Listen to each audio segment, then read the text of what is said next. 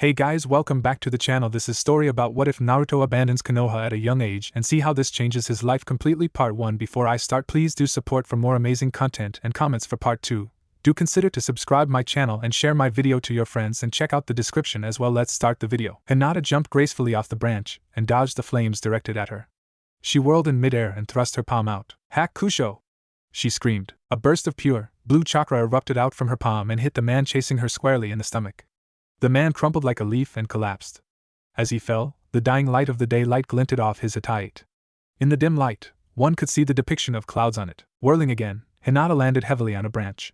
Blood spurted out from the multiple wounds on her leg and she buckled down onto one knee. She also had multiple cuts on her arms and a single, deep wound on her back.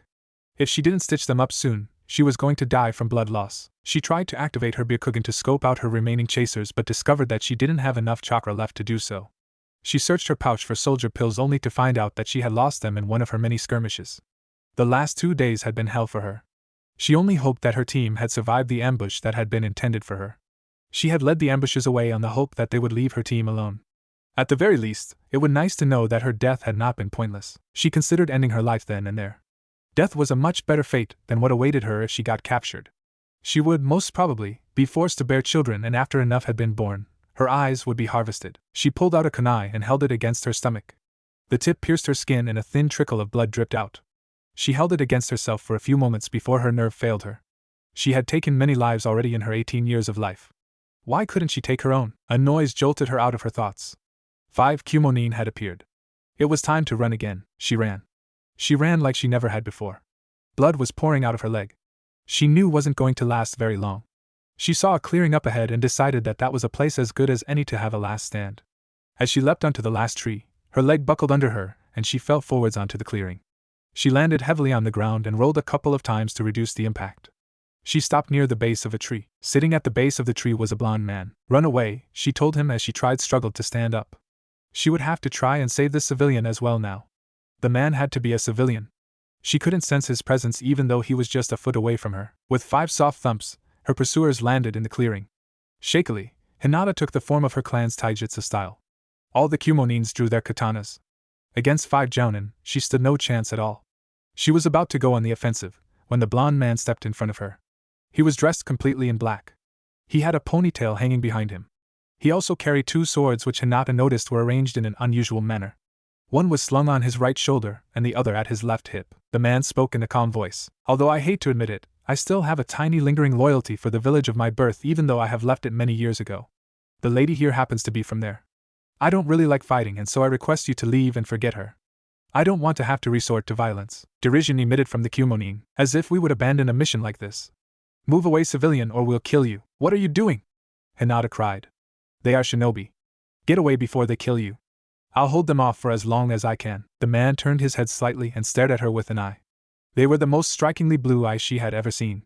The corner of his lip twitched upwards for a second before he turned away. I'm sorry for what I am about to do then. I'll make it quick and painless, he directed at the Kumonin. He reached into his pouch and pulled out a tri-pronged kunai. If one looked closer, one would see that the kunai had a complex sealing array painted on its side. The blond man flung his blade casually at the leading enemy with a flick of his wrist. The Kumonin instinctively ducked under it. And that was his mistake. And as he learned a second later, it would be his last mistake. As the kunai whistled harmlessly over him, the blond man simply disappeared and appeared instantaneously, above him holding the kunai in one hand and a sphere of pure blue, rotating chakra in the other. He hit the man's head with the sphere, obliterating it completely. As he landed in their midst, he slipped the kunai back into its pouch and drew the sword on his back. With a vertical slash, he cleaved the second Kumonin into 2 lengthwise. Spinning, he drew his other sword and sliced the third enemy into 2. Don't let those swords touch you. He's using futon techniques, one of the 2 remaining shinobi shouted. The blond man danced back to avoid the 2 slashes directed him. Taking a step to the left, he attacked the 4th enemy. He channeled wind chakra into his sword and swung downwards. A sword was raised to block his blow. His blade cut through steel and flesh as if they were made of butter. The 5th enemy stood still for a few seconds with a look of shock on his face. Then with a scream of fear, he turned and ran. The blond man watched him run away with a blank look on his face. He bent down and wiped his swords on the vest of one of the dead shinobi. Sheathing them both, he calmly walked back to Hinata. She finally got a good look at his face before she passed out due to the pain. Hinata woke up and stared at the blue sky above her. A sky she had never expected to see again. She admired it for a few seconds before trying to get up. Sharp, shooting tendrils of pain streaked throughout her body. Hinata! Don't you dare get up! You're injured, a female voice called out. Ignoring the pain in the commanding voice, Hinata sat up. She was in the clearing where she had met the blonde man. The clearing where he had slaughtered the Kumonin chasing her. That same clearing was now the location of a small camp. Kurenai-sensei, Kiba-kun, Shino-kun. What are you doing here? How did find me? Asked Hinata softly as she espied her dear teammates surrounding her with looks of concern. We followed your trail. We found you here with all your wounds bound up and these dead guys, said Kiba, jerking a thumb towards the place they had discovered the fallen Kumo shinobi. Was that you? No. That wasn't me. Kiba! Don't bother her. Let her rest. We can find out everything in due time. Now, Hinata, you go back to sleep, Kurenai commanded. With a gently hand, the team leader nudged her student into a sleeping position. Hinata obliged her sensei and fell back. Sleep came to her almost instantly. Her body clearly needed it. She dreamed about the blonde man with blue eyes. A week later, Sarutobi stood up in surprise. Are you sure? He asked earnestly. About what? Hinata replied. About the man who saved you. Blonde hair. Whiskers on his face. 2 katanas. Tell me. Are you sure? Yes. I'm sure. Sarutobi slumped back into his seat and lit his pipe. There was a look of triumph on his face. He took a few drags before talking again. Kurenai, your team is the best tracking team we have. I know you guys just got back and that Hinata is injured, but I'm giving you a new mission. You have to track this person down at all costs. I don't care how long it takes. Failure is not an option. Once you reach him, do not engage him at any cost. I repeat, do not fight him. You stand no chance at all. Give him this and say it is from me. Sarutobi pulled out a scroll and began to write steadily. He finished it in a few minutes and rolled it up. He gave it to Kurenai. Get me ox and owl, he said to his secretary. The 2A and B requested for arrived in a few minutes. Your teams will be Team Kurenai's backup. They have to track a certain person down. Do not engage him. If the target attacks, your sole job is to get Team Kurenai out of there safely and get away without incurring any damage. You got that? Ox will be in overall command. With all due respect, Hokage-sama, I think we will be able to handle a solitary target with 2 NBU teams as well as a Jounin squad. We can go for a grab, offered Ox. No. The only person currently capable of fighting him in this village is me. Do you think you guys have the skill to kidnap me? An awkward silence was the only response Sarutobi received. I thought so too. This man is beyond your current skill levels. Now make your preparations and start moving as soon as you can, he ordered. Once they had filed out of his office, he walked over to the window and stared out over his village. Naruto. I hope you agree to come back. Naruto was resting against a tree as the rain started to fall. With a sigh, he got up and started to look for cover. Come in, Sarutobi called out when he heard the soft knock on his door. He regretted his decision a moment later when he saw who it was. Summoning one of his well-practiced fake smiles, he stood up and gestured to the chairs in front of his desk. One could not be the Hokage as long as he had been without well-practiced fake courtesies. Welcome, Hayashi. Please have a seat, he said, gesturing towards the solitary chairs that rested in front of his desk. There was a slight pause and a glacé to the side before Hyuga Hayashi took up the preferred seat. The 2 elders accompanying him took up position by his shoulders. What can I do for you today? One of the elders leaned forward slightly and began speaking. Hokage-sama, Kumo has crossed us yet again and we demand that you take action this time. This is the 3rd time they have made an attempt on our heir, Hinata-sama. We also demand that you summon her back to the village, instantly. We must provide for her security. Sarutobi dropped the pretense. And pray tell me, what kind of action do you suggest? Konoha is the greatest of all the villages.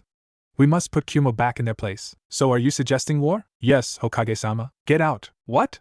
You can't. I can and I will, interrupted Sarutobi. This is the end of this conversation. Please leave. I am not starting the next Shinobi World War just to keep the heads of one of my clans happy. This is an outrage. We will take this up with the council. Do whatever you want. As long as there is still life within me, I will not be the aggressor unless there is absolutely no other choice left. I agree that some action must be taken. But not this. Not as long as I am the Hokage of Konoha. The elders got up and walked out with Hayashi following them. Hayashi, the clan head paused and looked around. Is this truly what you desire or was this decision thrust upon you? Hayashi looked at Sarutobi for a couple of seconds and then left without saying a word. However, the look on his face had answered Sarutobi's question. With a sigh, he got up and walked to his window. As he fumbled in his pocket for some tobacco, he sighed. I'm too old for this shit. Got to find someone else to do this before I go senile. 3 weeks later, Kiba growled in annoyance as the first drop of rain hit his head. His nostrils flared as he sniffed the air. Fuck. We trailed this guy for more than 3 weeks, and just as we are about to catch up to him, it starts raining. We better get to him soon or the rain is going to wash away his scent. Why does life hate me? Shut it, Kiba. Stop whining and focus, snapped Kurenai. We can't lose him after all this. Hinata raised her hands and made a hand sign. The veins on her face bulged and her Byakugan activated. With practiced ease, she began scouring the land for any sign of their target. I see him. 1 o'clock. 10 kilometers from here, but her voice faded away. This is the first time that they were actually close enough for her to see him. But what? Asked Ox, as he dropped down from the trees and joined them. The two A and BU squads were spread out and hidden in the foliage, forming a large protective circle around the Jounin squad they were assigned to protect. It's the same as last time. I see no chakra. When I met him the last time, I thought that he was a civilian. I couldn't feel any chakra emanating from him. When I woke up later, I decided that I had made a mistake because I was wounded and exhausted. But now I know that I was right. What do you mean? I can't see any chakra flowing through his body. Just like a civilian. Actually, even civilians have tiny amounts of innate chakra circulating constantly through their body. This one, however, does not have a single iota of chakra in him.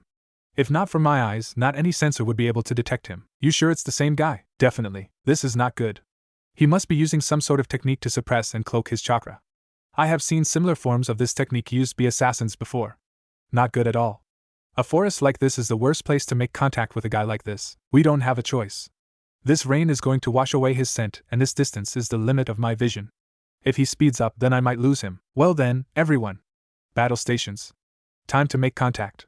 Don't attack unless he does, Ox called out. He jumped into the foliage and joined his two alert A and BU squads. Be careful, he called. We're not kids. We can take care of ourselves, growled Kiba. I didn't say you were. Hokage-sama, however, considers this guy to be his equal. If you still want to fight, then be my guest. Kiba gulped. Naruto paused and looked up as the first drop of rain landed on his head. The water was cold. Very cold. As always, it reminded him of that day.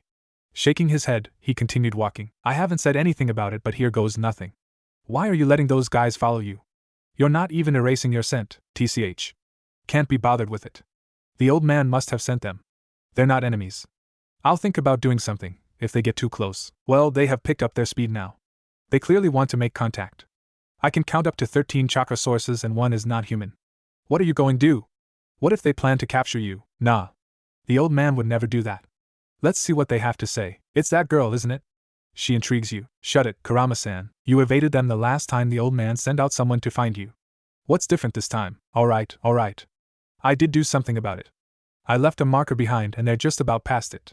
I'm going to go give them a surprise. No harm in talking with them, but it's better to keep them scared, while I'm at it.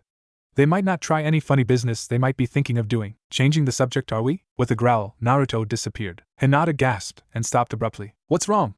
Shouted Kurenai as the team stopped around her. He just disappeared, she whispered slowly. How is the… Before Kiba could complete his question, Hinata whirled about, threw a kunai at a tree behind them, and took up a defensive stance. They all turned around and saw that there was a blond man sitting casually on the tree behind them. He was leaning causally against the tree trunk, not even bothering to look at them. He was whirling about, Hinata's kunai in his hand. Kurenai gasped. It's not possible. It can't be, she whispered, as she stared blankly at the man in front of them. I'm counting to 5. If you and BU goons aren't out of those trees by then I'm assuming that you want to fight, the man called out. 1, 2, 3. Before he could complete his count, the two A and BU squads appeared in front of them and took up battle positions without a sound. No. We do not wish for a fight. We just have a message from the Hokage-sama to deliver. Nothing else, Ox replied. I guessed as much. Tell the old man that I don't want it. Tell him to stop trying. I'm not coming back to Konoha. Ask him to give up. I'll just avoid the next group he sends out. The man made to get up. Who are you? Kurenai shouted out. Shut the fuck up, Kurenai. Ox hissed. Let me handle this. Oh, shut it, will you? I'm just asking what's in all of our heads, she growled back. You should ask the old man that. Let's see if he tells you the truth. See ya around, replied the blonde. Before he could leave, Hinata called out, Thank you. Thank you for saving my life. He looked at her for a few seconds. You're welcome. Try not to die next time. With that he turned around and disappeared into thin air. Try not to die next time? Seriously? That is the stupidest pickup line of all time. What the fuck has gotten into you? That was not a goddamn pickup line. That wasn't anything. Your stupidity has surpassed anything Jiraiya could ever have done. At least he compliments them. You, on the other hand, don't compare me to that pervert. I'm nothing like him. Maybe you should take some tips from him. You really need some help at this. Naruto covered his face. Arg. Please fuck me now, he groaned. That's what she said. When Tajiki got back to Kumo, he was practically a nervous wreck. Not only had he failed his mission, he had also fled from the scene of battle. Such a thing was not looked on with favor in Kumo, no matter how strong the enemy might have been. Especially by the current Raikage. He sincerely hoped that the Raikage was in a forgiving mood as he made his way to his leader's headquarters. The mission had been important enough to warrant a personal report. As he made his way up the tower, his dread multiplied. He ran into Mabui on his way up. Hey Tajiki. Back already? I take it the mission didn't go well? Asked the Raikage's assistant tersely. A shake of the head was all that she received in reply. Too bad. He's in a bad enough mood already. This isn't going to help matters. Bisama pulled another stunt. Got into a fight with an important client and knocked him out. Good luck up there, she called as she walked off. Cursing his luck under his breath, Tajiki reached his leader's room. Instead of entering, he stood nervously staring blankly at the door. Who the fuck's lurking out there? Get in here before I smash the door, an angry voice shouted from within. Gulping nervously, Tajiki opened the door. Oh, it's you Tajiki. Get in here. You alone? Tajiki nodded. So you didn't get the Hyuga and the rest of your squad is dead, I assume. Pray fill in the gaps in for me please, growled the Raikage. Hi Raikage-sama. The mission initially went according to the plan you made. We managed to accost the Hyuga's team when they were returning from a mission. We also managed to separate them after some fighting. Once the girl realized what we were after, she left her team of her own accord. We left Burrow and Kin to hold off her team while we captured her. Both of them are dead. We underestimated the team leader. She used some really nasty genjutsu. Raima Taicho was much faster than any of us, and we soon fell behind in the chase. We found his body some time later. We found the Hyuga girl in a clearing just beyond that. She was almost pathetically weakened by that point. We would have got her then if not for him. Tajiki paused to catch his breath. Everything was going much better than he had expected so far. At least nothing had been thrown at him yet. Who? His leader growled. Well, I know it is pretty far-fetched, but I think it was the yellow flash, Tajiki said and waited for an explosion. It never came. Explain yourself. You know as well as I do that the Yondaime Hokage is dead. I fought him once during the last war and I remember his entry in the bingo book. This guy looked just like him, and fought just like him. Your memory must be failing you. It can have been the yellow flash. If it was him, you wouldn't be standing here in front of me. Tell me everything. I don't know how he got there. Jin had said that there was no one else in region for kilometers and Jin was the best sensor I knew. Anyway, this guy warned us and told us to leave the girl alone. He said that his allegiance was to Konoha. We thought he was a civilian. Even though he was right in front of us, I couldn't feel even the slightest amount of chakra coming from him. We attacked. It was over within moments. He threw some sort of kunai. A tri-pronged kunai? The Raikage interrupted. Yes. I think so. And he somehow transported himself to the kunai. Yes, but how Tajiki stopped his sentence short as the Raikage slammed his hand down on the table in front of him, obliterating it completely. Fuck. It is him. That's the Hiraishin. No one else in the world can do that jutsu, the Raikage shouted. Why the hell did Konoha fake his death? The Raikage muttered to himself as he stood up. He was lost in his own reverie for a while before he shook himself out of it. Get home right away and burn the clothes you're wearing and everything in your pack. Then check your body carefully for a seal. The Yondaime can leave a seal on you with just a touch, but he didn't even touch me. Do it anyway. How did you get away? I ran. He didn't pursue. Good. Glad you weren't stupid enough to stay and fight. You didn't stand a chance in hell. The Raikage turned and looked out over his village. Get out. I have a lot of thinking to do. Do not breathe a word about this to anyone. Tajiki turned around and made for the door. The obstruction in his chest slowly uncoiled itself as he opened the door. The Raikage didn't seem too upset at him. I'll deal with your failure later, the Raikage called. Tajiki cursed under his breath as he closed the door behind him. He looked out over his village, his previous anger forgotten. He remembered the first time he had met the Yondaime Hokage. The Yondaime had toyed with him, and be with ease. If a man of that caliber was still allied with Konoha, then he would have to be very careful about his future operations. He knew from experience that the Yondaime was not a man to be trifled with. Konoha has really pulled a fast one over the rest of the villages with this stunt. The Yondaime was a man who could single-handedly destroy an entire army. Hiding a man like that away was a masterstroke. Konoha must have used the attack of the Kyuubi as a ruse to fake his death. If his conjecture was true, then it was quite likely that the Yondaime had sealed the Kyuubi within himself. It had been many years since the attack and according to his intelligence, no new Jinchuriki had emerged from Konoha. The fact that they had erased the Yondaime's existence around the same time as the sealing of the Kyuubi was too big a coincidence to ignore. If not for this chance sighting, then Kumo would most likely never have uncovered this golden nugget of information. They did not currently have any spies in Konoha, something which he had always feared would come back to bite him in the ass. Aside, life had just become much more complicated. He would have to warn B to get ready. If the Yondaime was also a Jinchuriki, then he would be an extremely formidable foe indeed. Also the fact that the Yondaime was spotted so far away from Fire Country did not bode well. Mabui! He shouted. In a few seconds, his stoic assistant made her entrance. You called Raikage-sama? Yes.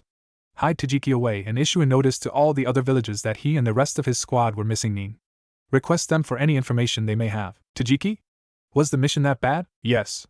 Not only did the Hyuga heiress escape with the knowledge that we were the ones after her, but the Reikage stopped himself. It wouldn't do if he spread this news to everybody. Reikage-sama? Nothing. Just do as I ordered, he said gruffly, and get me a new table, he called as Mabui swept out of his office. Kurenai had been a jounin for quite a few years now. She had not abandoned her position as an active shinobi even after the birth of her child. Albeit she had not been a jounin under the Yondaime Hokage's reign, but she had fought under his command in the Third Shinobi World War on quite a few occasions.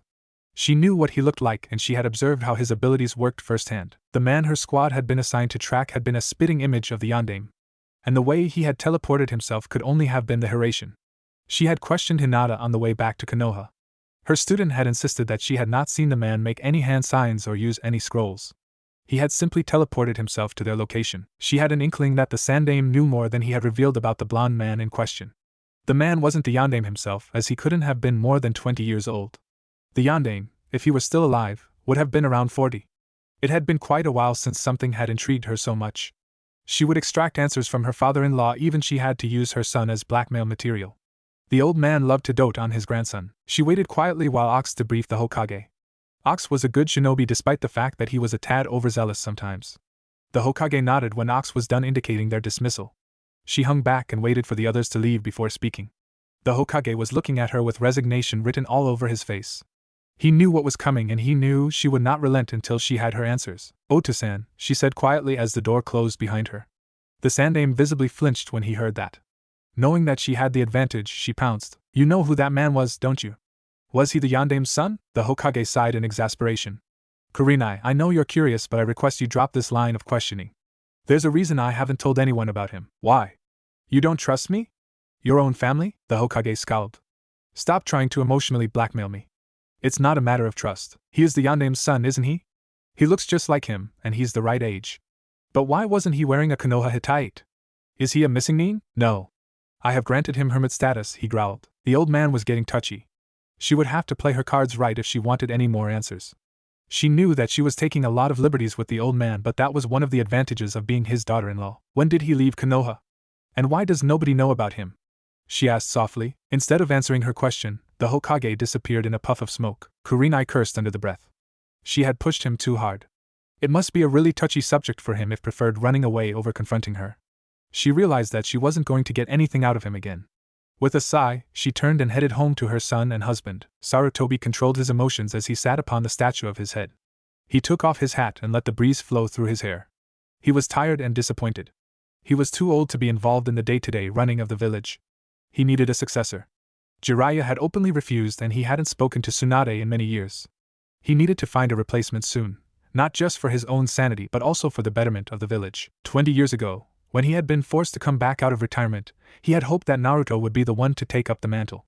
When the boy had abandoned the village at the tender age of 5, his hopes had been dashed. He groaned in frustration. What had he expected? The boy had been cursed at and hated by the people of the village. There had been several assassination attempts on his life. Things may have turned out differently if he had told the boy about his heritage and his burden. To be hated by others and not know why is an extremely harsh reality to live in. He looked at the face of his successor. Minato had entrusted him with his child and he had failed him. Kushina would kill him if she knew that her only son was a missing Nin. Sarutobi knew that didn't have too many years left to live. He could feel it in his bones. His chakra reserves were getting smaller, and he was nowadays finding it difficult to focus in some of the longer council meetings. The Shodai Hokage had once told him that dying with regrets was one of the worst things possible. Sarutobi made a decision as he stood up. If he was to die, then so be it. But there was no way he was going to die with regrets. He knew what he had to do. There was no way he could face his predecessors and Minato in the afterlife. He had purged Danzo and Root from the village. He had to bring Orochimaru to justice. He had to somehow bring back Tsunade and Naruto to the village. 6 months later. Wake up, you good-for-nothing slacker. A high-pitched voice screeched. Naruto stirred slightly at the noise, and then tried to get back to sleep. This is my last warning, you brat. Naruto turned over on the couch and displayed his back to the voice. He jumped up with a battle cry when a sheet of icy water was dumped on him. As his pupils adjusted to daylight, he took in his attacker. It was a small, middle-aged woman in her 50s with an angry look on her face. From the way she carried herself, it could be deduced that she was a woman with a no-nonsense attitude to the world. And that was something he knew firsthand. What? Naruto asked with resignation. If you want to stay in my house, then you have to play by my rules. Even if we ignore the fact that you mysteriously turned up on my couch in middle of the night, I do not allow anybody to sleep past 7 in my house, she replied briskly. Plus, I have been waiting for you for more than a week. I sent the message to the pervert 9 days ago. Look, I came as fast as I could. I just received Sensei's toad a couple of days ago, Naruto said in an appraising voice. He did not want to anger the woman standing in front of him any further. She had taken to throwing frying pans the last time he had visited. Naruto was in the house of Hitomi Satu. She was the transcribing officer for the daimyo's court in the Fire Country. After Jiraiya had tracked down and killed the mercenaries who had murdered her husband many years ago, she had become his spy in the daimyo's court. Every official proceeding of the court went through her capable hands, and she passed on any useful information she could glean to Jiraiya. Naruto had been introduced to her 8 years ago by Jiraiya while they were on one of their training trips, and he had stayed in her house a couple of times since then. Jiraiya generally collected all reports by Toad and only went in for face-to-face meetings when his confidant insisted that the information he or she had was extremely sensitive. Naruto had received a message from Jiraiya requesting that he collect the report from Hitomi in his place. Were you seen? Naruto raised an eyebrow. Who do you think I am? Hitomi snorted. You can never be too careful. You ninja are always overconfident. She turned around and elegantly left the room. Come on. We'll talk over food. Naruto stretched and followed her into the kitchen. The smell of miso soup greeted him as he walked in. He sat down at the table and helped himself to a large portion. Why are you here? I categorically asked for the pervert himself, asked Hitomi as she dug in. Said he had been summoned to Konoha about something. As far as I can tell, he's actually gone back. So you're sure that he's not lying drunk in some brothel at this moment? Well, Naruto scratched his head. That possibility always exists, but the messenger toad I got from him specifically said that he had come from Konoha. Hitomi sighed. Well, there's nothing to be done. You're here and that's better than nothing. So let's get to business. This is only conjecture on my part, and that's why I asked for a face-to-face meeting. I think that the civil war in Kirigakure may have ended. We received a herald from the daimyo of the Land of Water 2 weeks ago. As you may know, we have been receiving mission requests for security details from him for the past 4 years. We have been passing on these requests to Konoha as per the standard procedure. I believe that the reason for these requests was that he did not fully trust the shinobi of Kiri due to their inner turmoil. The contract for the detail expired a month ago, and this herald said nothing about renewal. I think he has sent the mission to Kiri this time. Hence I believe that the situation in Kiri has stabilized. Do not look at me like that, young man. There is more. Due to pirates lurking in the islands of the Land of Water, trade between them and the Fire Country has been almost non-existent for the past few years, as you very well know. The shinobi of Kiri did not have the manpower to sort this problem out due to their civil war. However, the old trade routes have suddenly been re-established, and we have been regularly receiving shipments in the past few months. Also, one of the nobles of the court had hired a Kiri missing nin as his bodyguard. The bodyguard mysteriously disappeared a few nights ago. I believe that is the practice employed by Hunter Nin. Naruto nodded. Well, in my book, these 3 reasons are sufficient to prove that there has been an upsurge in the activities of Kiri in recent months. Considering that there has been no conceivable activity emanating from there in the past few years, don't you consider this to be slightly strange? Naruto leaned back and looked up thoughtfully at the ceiling and spoke after a while. I don't know, it seems possible, I guess. We'll need more information before coming to a solid conclusion. What else you got? Well then, you're going to like the next part even less. It's about Amigakure. Let me guess. You think their civil war is over as well? Interrupted Naruto. Hitomi glared at him for a few seconds before continuing on. We have been consistently receiving reports from their daimyo about the status of Hanzo's war on the rebellion. These reports stopped coming in 2 months ago. Hence you are saying that Hanzo and his daimyo have been overthrown? Hitomi nodded. Don't you think it's a bit far-fetched? It is, but my instincts tell me that there has been a major upheaval in Amigakure. Your instincts? Naruto's voice trailed away. Have you shared these conjectures of yours with the daimyo? I'm just a lowly court clerk. Naruto sighed and rubbed his face. I don't know. I'm just doing this as a favor to sensei. Don't really care if your theories are true or not. I'll pass it on to him, and it's up to him to decide what to do with it. Naruto stood up slowly. Well then, I'll be off. You need to get to work and I need to find sensei. Good luck. And when are you going to find yourself a purpose in life, young man? Not this again, groaned Naruto. You can't just spend your life roaming about the world. Sensei's still doing it. The pervert runs a spy network side by side. What do you do? Nothing. I like it that way, said Naruto as he disappeared. Naruto appeared in a dark room reeking of sake. He looked down at his feet and saw his sensei, Jiraiya. The man had obviously been on a bender the previous night. With his toe, he gently nudged the man.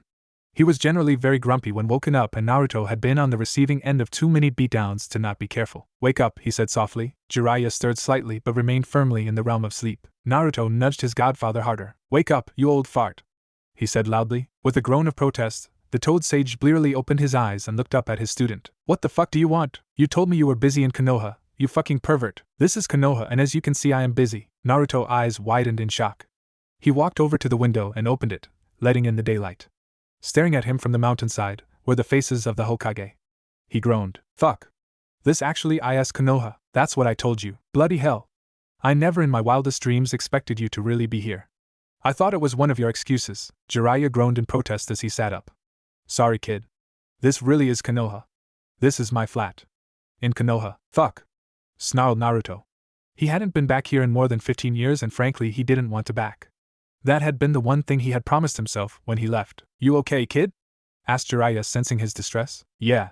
I'm fine, Naruto said in a while. Let's get this over with so I can leave. I don't want to stay here any more than I need to. I understand, Jiraiya said as he got up. Give me a minute, will you? I need to take a dump, said Jiraiya as he made his way to his bathroom. Too much information, growled Naruto. He looked around the room and sank into Jiraiya's dusty couch. He stretched out his legs, leaned back and stared at the ceiling. It was covered in cobwebs. Jiraiya didn't visit Konoha much, evidently. He closed his eyes and waited for his teacher. As he waited, he heard the sound of the window opening and light footfalls indicating that someone had entered the room through the window. Minato-sensei? A voice asked. Naruto opened his eyes, shot up and stared at the intruder. It was a thin, tall man wearing a jounin vest. He had on fingerless gloves and his face was covered by a mask.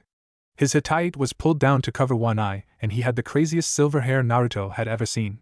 Silence stretched out awkwardly between the two as they stared at each other. It was broken by the sound of a toilet flushing and Jiraiya returned to the room noisily. Let's beg. Jiraiya's voice trailed away as he noticed his guest. Well fuck. This complicates things. You must be Naruto, the man finally said. Yup, Naruto said. I had assumed you were dead. Sorry to disappoint you. Disappoint me? I'm glad you're okay. The man's visible eye crinkled into a crescent as he walked up to Naruto and hugged him. Naruto felt really awkward. He had no clue who the guy was and he guessed that he should since the guy was glad he wasn't dead. I'm sorry about this but who are you again? Asked Naruto as they broke apart. It was Jiraiya who answered. This is Hatake Kakashi, the copy ninja. He was your father's student. Nice to meet you, Naruto said as he held out his hand. The handshake was awkward at best considering that they had already hugged each other. Silence reigned supreme in the room once again as they all looked at each other waiting for the other to break it. A good minute passed before Jiraiya had had enough. Alright Kakashi, give me 5 minutes. The kid is going to give me a debriefing and then we'll be off. Sure, said Kakashi cheerily. I'll go wait at the Hokage's office. I'll tell him you'll be along in a few minutes. He slipped out of the window and made his way to the Hokage's office. Well, that was weird, said Naruto looking at the window Kakashi had used to exit the room. Yeah. Forget that. Give me Hitomi's message, and we can both get going. Kakashi walked into the Hokage's office, his nose buried in his favorite Ika novel. Kakashi, where's Jiraiya? I told you to bring him along with you. He's on way. He's debriefing Naruto. Kakashi's book was flung out his hands by the shockwave the Hokage left behind as he burst out of his office. Huh. That was weird, he said as he picked up his book and followed his leader at a leisurely pace. Well, that was weird, said Naruto, looking at the window Kakashi had used to exit the room. Yeah, forget that. Give me Hitomi's message, and we can both get going, said Jiraiya as he sat down at his table. Naruto didn't respond and continued staring at window completely lost in thought. What's up, kid? Asked Jiraiya, breaking Naruto out of his reverie. Nothing, said Naruto softly as he looked down at his mentor. I didn't expect anyone in Konoha to remember me. Or frankly even care. Jiraiya raised an eyebrow. You shouldn't be so surprised. Lots of people respected your father. That's not what I meant, said Naruto bitterly as he plopped down across Jiraiya. I'm just surprised that someone knew who I really was. I just assumed that the old man had completely swept my existence under the rug. Look, we've been over this, sighed Jiraiya. I know that you're still upset about what Sensei did to you and you have every right to be. Just know that he had your best interests at heart. He frankly didn't know any better. Naruto sighed and rubbed his face. This again? Look, I've already told you. I'm over all that. I've stopped caring about what happened to me in the past. You sure? Asked Jiraiya doubtfully. Yes. Like I've told you before, I took your advice. You're the one who told me that holding grudges was pointless. Frankly, it was tiring. I got tired of being angry. I stopped blaming the rest of the world for my fate a while ago. Why didn't you tell me all of this before? Naruto raised an eyebrow at his mentor. Oh, said Jiraiya as realization struck him. Shinobi rule number 3. Do not talk about your feelings and other mushy stuff. A shinobi is not a teenage girl. I forgot about those crap rules I made up. Naruto smiled at his godfather's sheepish expression. Their moment was interrupted as the door to Jiraiya's house burst open and the Sandaime Hokage rushed in. Naruto and Jiraiya jumped up with oaths at the sudden intrusion. In a flash, Naruto had drawn one of his katanas and slid into a defensive pose. They both relaxed their guards slowly as they identified their intruder. Talk of the devil, muttered Naruto as he sheathed his blade. Sarutobi stared wild-eyed at both of them for a few seconds, before rushing forward and enveloping Naruto in an embrace. What's with all the fucking hugging today? Growled Naruto as he pushed the Hokage off himself roughly. Naruto, it really is you, the old man said in a stunned tone as he stumbled back. Well, whoop the fucking do, growled Naruto. What do you want? He continued rudely. Jiraiya groaned as he sat down heavily onto his chair. There was no way this was going to go down well. The kid had resented the old man for too long. He just hoped that he would be able to run some damage control in case of a confrontation. Calm down, kid, he called, hoping against hope that his student would actually listen to his advice for once. It occurred to him that things could get really ugly if there happened to be any ANBU nearby. He wouldn't put it past Naruto to attack the old man. He was generally quite laid back, but he had his impulsive moments as well. His hopes flickered a bit as Kakashi walked in. The two of them together could hold down the kid, right? Sarutobi regained his balance and stared at Naruto for a few seconds. Then he dropped to his knees and supplicated himself against the ground. Naruto! I'm truly sorry for everything, he cried. I just wanted you to have a normal childhood. Nothing else. Not telling you about the Kyuubi. Not telling you about your parents. Everything I did was so that you would be happy. A childhood free of pressures. I didn't want your parents' sacrifice to force you to become a shinobi. I never intended for the village to treat you the way they did. I never realized until later that everything I did just seemed to hurt you further. Please forgive this stupid old man for his mistakes. To say Jiraiya was shocked would have been the understatement of the year. Out of all the possible scenarios he had been running in his head, this definitely wasn't one of them. He had considered the possibility that Sarutobi might make an apology to Naruto. Rather, he had expected him to try manipulating Naruto in some way. The old man was a master manipulator. Most people didn't even realize what he was doing until it was way too late. He had learned that from experience, but to get on his knees and beg for forgiveness? That hadn't been something he had even remotely considered. He had never seen the old man do anything like this in the many years he had known him. One thing was for sure. The only person more surprised than him was Naruto. Even more than Kakashi, who most probably had no idea what was going on. He couldn't help but chuckle to himself slightly as he glanced up and saw the expression on his student's face. This had just gotten much more interesting. Naruto was beyond shocked. He had not in his wildest dreams expected the old fart to do something like this. He quite frankly was not sure what to do. A straight-up confrontation he could handle. Something like this wasn't really his forte. Naruto snarled in frustration and turned on his teacher. Do something, will you? Naruto groaned again as Jiraiya shrugged to indicate his helplessness. He bent down and pulled up the old man with ease. Look, all that doesn't matter anymore. You don't need to do this, he said. I do, replied the Sandaime earnestly looking deep into his eyes. I have failed Minato's memory by the way I treated you. Now that you have finally come home to Konoha I forgave you. I forgave you years ago, interrupted Naruto. What? Asked Sarutobi, caught off balance by Naruto's reply. Look, I'm not a small boy anymore. Yes, this village treated me like shit and I used to hate it. But I'm past that now. I don't really give a shit anymore. I'm happy with my life as it is now. Naruto paused and struggled for words. I did hate you for quite a while, but his voice trailed away and he fought for words again. I know that you meant well. Just that you didn't know how to go about it. It's okay. Really. Sarutobi stared at Naruto for a while before moving forwards and embracing him once again. This time Naruto grudgingly let him do so. I'm sorry. I wanted the best for you. I know. They broke apart and Sarutobi placed his arms on Naruto's shoulders. I'm glad that you have finally decided to come home, he said with a smile. No, I haven't, said Naruto. I just came 'cause I had a message for Sensei, he said, jerking a thumb at Jiraiya. So you're leaving? Asked Kakashi. Naruto nodded. I see, said the Sandaime slowly, some of the vestiges of happiness draining away from his face. Naruto, the choice is completely yours, but you can stay here if you like. When you left the village, I managed to give you hermit status, just like Jiraiya. There are no hunter-nin after you and the other villages don't even know you exist. You are welcome to stay in Konoha if you wish. Naruto sighed in exasperation. Why? Why should I stay? The happy memories? No. And there's nothing you can say to convince me otherwise. There's nothing for me here, and there never will be. I like the way my life is right now. I like traveling the world and seeing places. Maybe I'll even write a book like him, he said, jerking his head towards Jiraiya. I'll help Sensei with his spy network every now and then, but that's it. Don't expect anything more from me. Naruto brushed past the Sandaime and walked out of the flat. Silence reigned in the flat. After a few seconds, Sarutobi walked over to the couch Naruto had vacated and sank into it. Kakashi took a few steps forward and said, If you don't need me for anything, then I'll be going, Hokage-sama. Sarutobi nodded. Kakashi turned and left the flat, closing the door behind him. Sarutobi pressed the bridge of his nose in frustration. That did not go how he had wanted it to go. When he heard Kakashi say that Naruto was back, he had made the assumption that the boy wanted to stay. He punched the couch in anger. How could he have assumed something like that? The boy had hated Konoha so much that he had actually run away at the age of 5. Why had he expected that to have changed? Happy now? Asked Jiraiya, breaking into his thoughts. Happy? About what? Well, you've wanted to meet him, haven't you? You've been pestering me about it for the past 13 years. I'm certainly glad that I got a chance to meet him. Other than that, well, his voice trailed away. Well, what did you expect? That he would magically forget about his mistreatment and decide to stay? Something like that, he said bitterly. Humph. Then you really are getting senile with age. Maybe I am, Jiraiya. Maybe I am, he whispered softly. Silence took over the room once again. Why did you never bring him back? Why did you never let me meet him? I've answered that question before and the answer hasn't changed. He didn't want to and I didn't force him. Yes, I know that, Sarutobi growled. But if you had brought him back, he could have made friends here. He could have had a team. Made bonds with other people. It would have been good for him, maybe. Maybe not, Jiraiya said as he stood up. That's the difference between you and me. I don't force other people to do things against their will just because I think it's good for them. Besides, the boy was an emotional mess. If I had forced him to do something he was vehemently against, then I would have lost his trust. He walked over to his refrigerator and pulled out a bottle of sake. Placing it on the kitchen top, he pulled out 2 glasses and poured out 2 large portions. Taking one for himself, he handed the other to his teacher. Sake at 8 in the morning? You're a bad influence, Jiraiya, said Sarutobi as he downed the glass in a shot.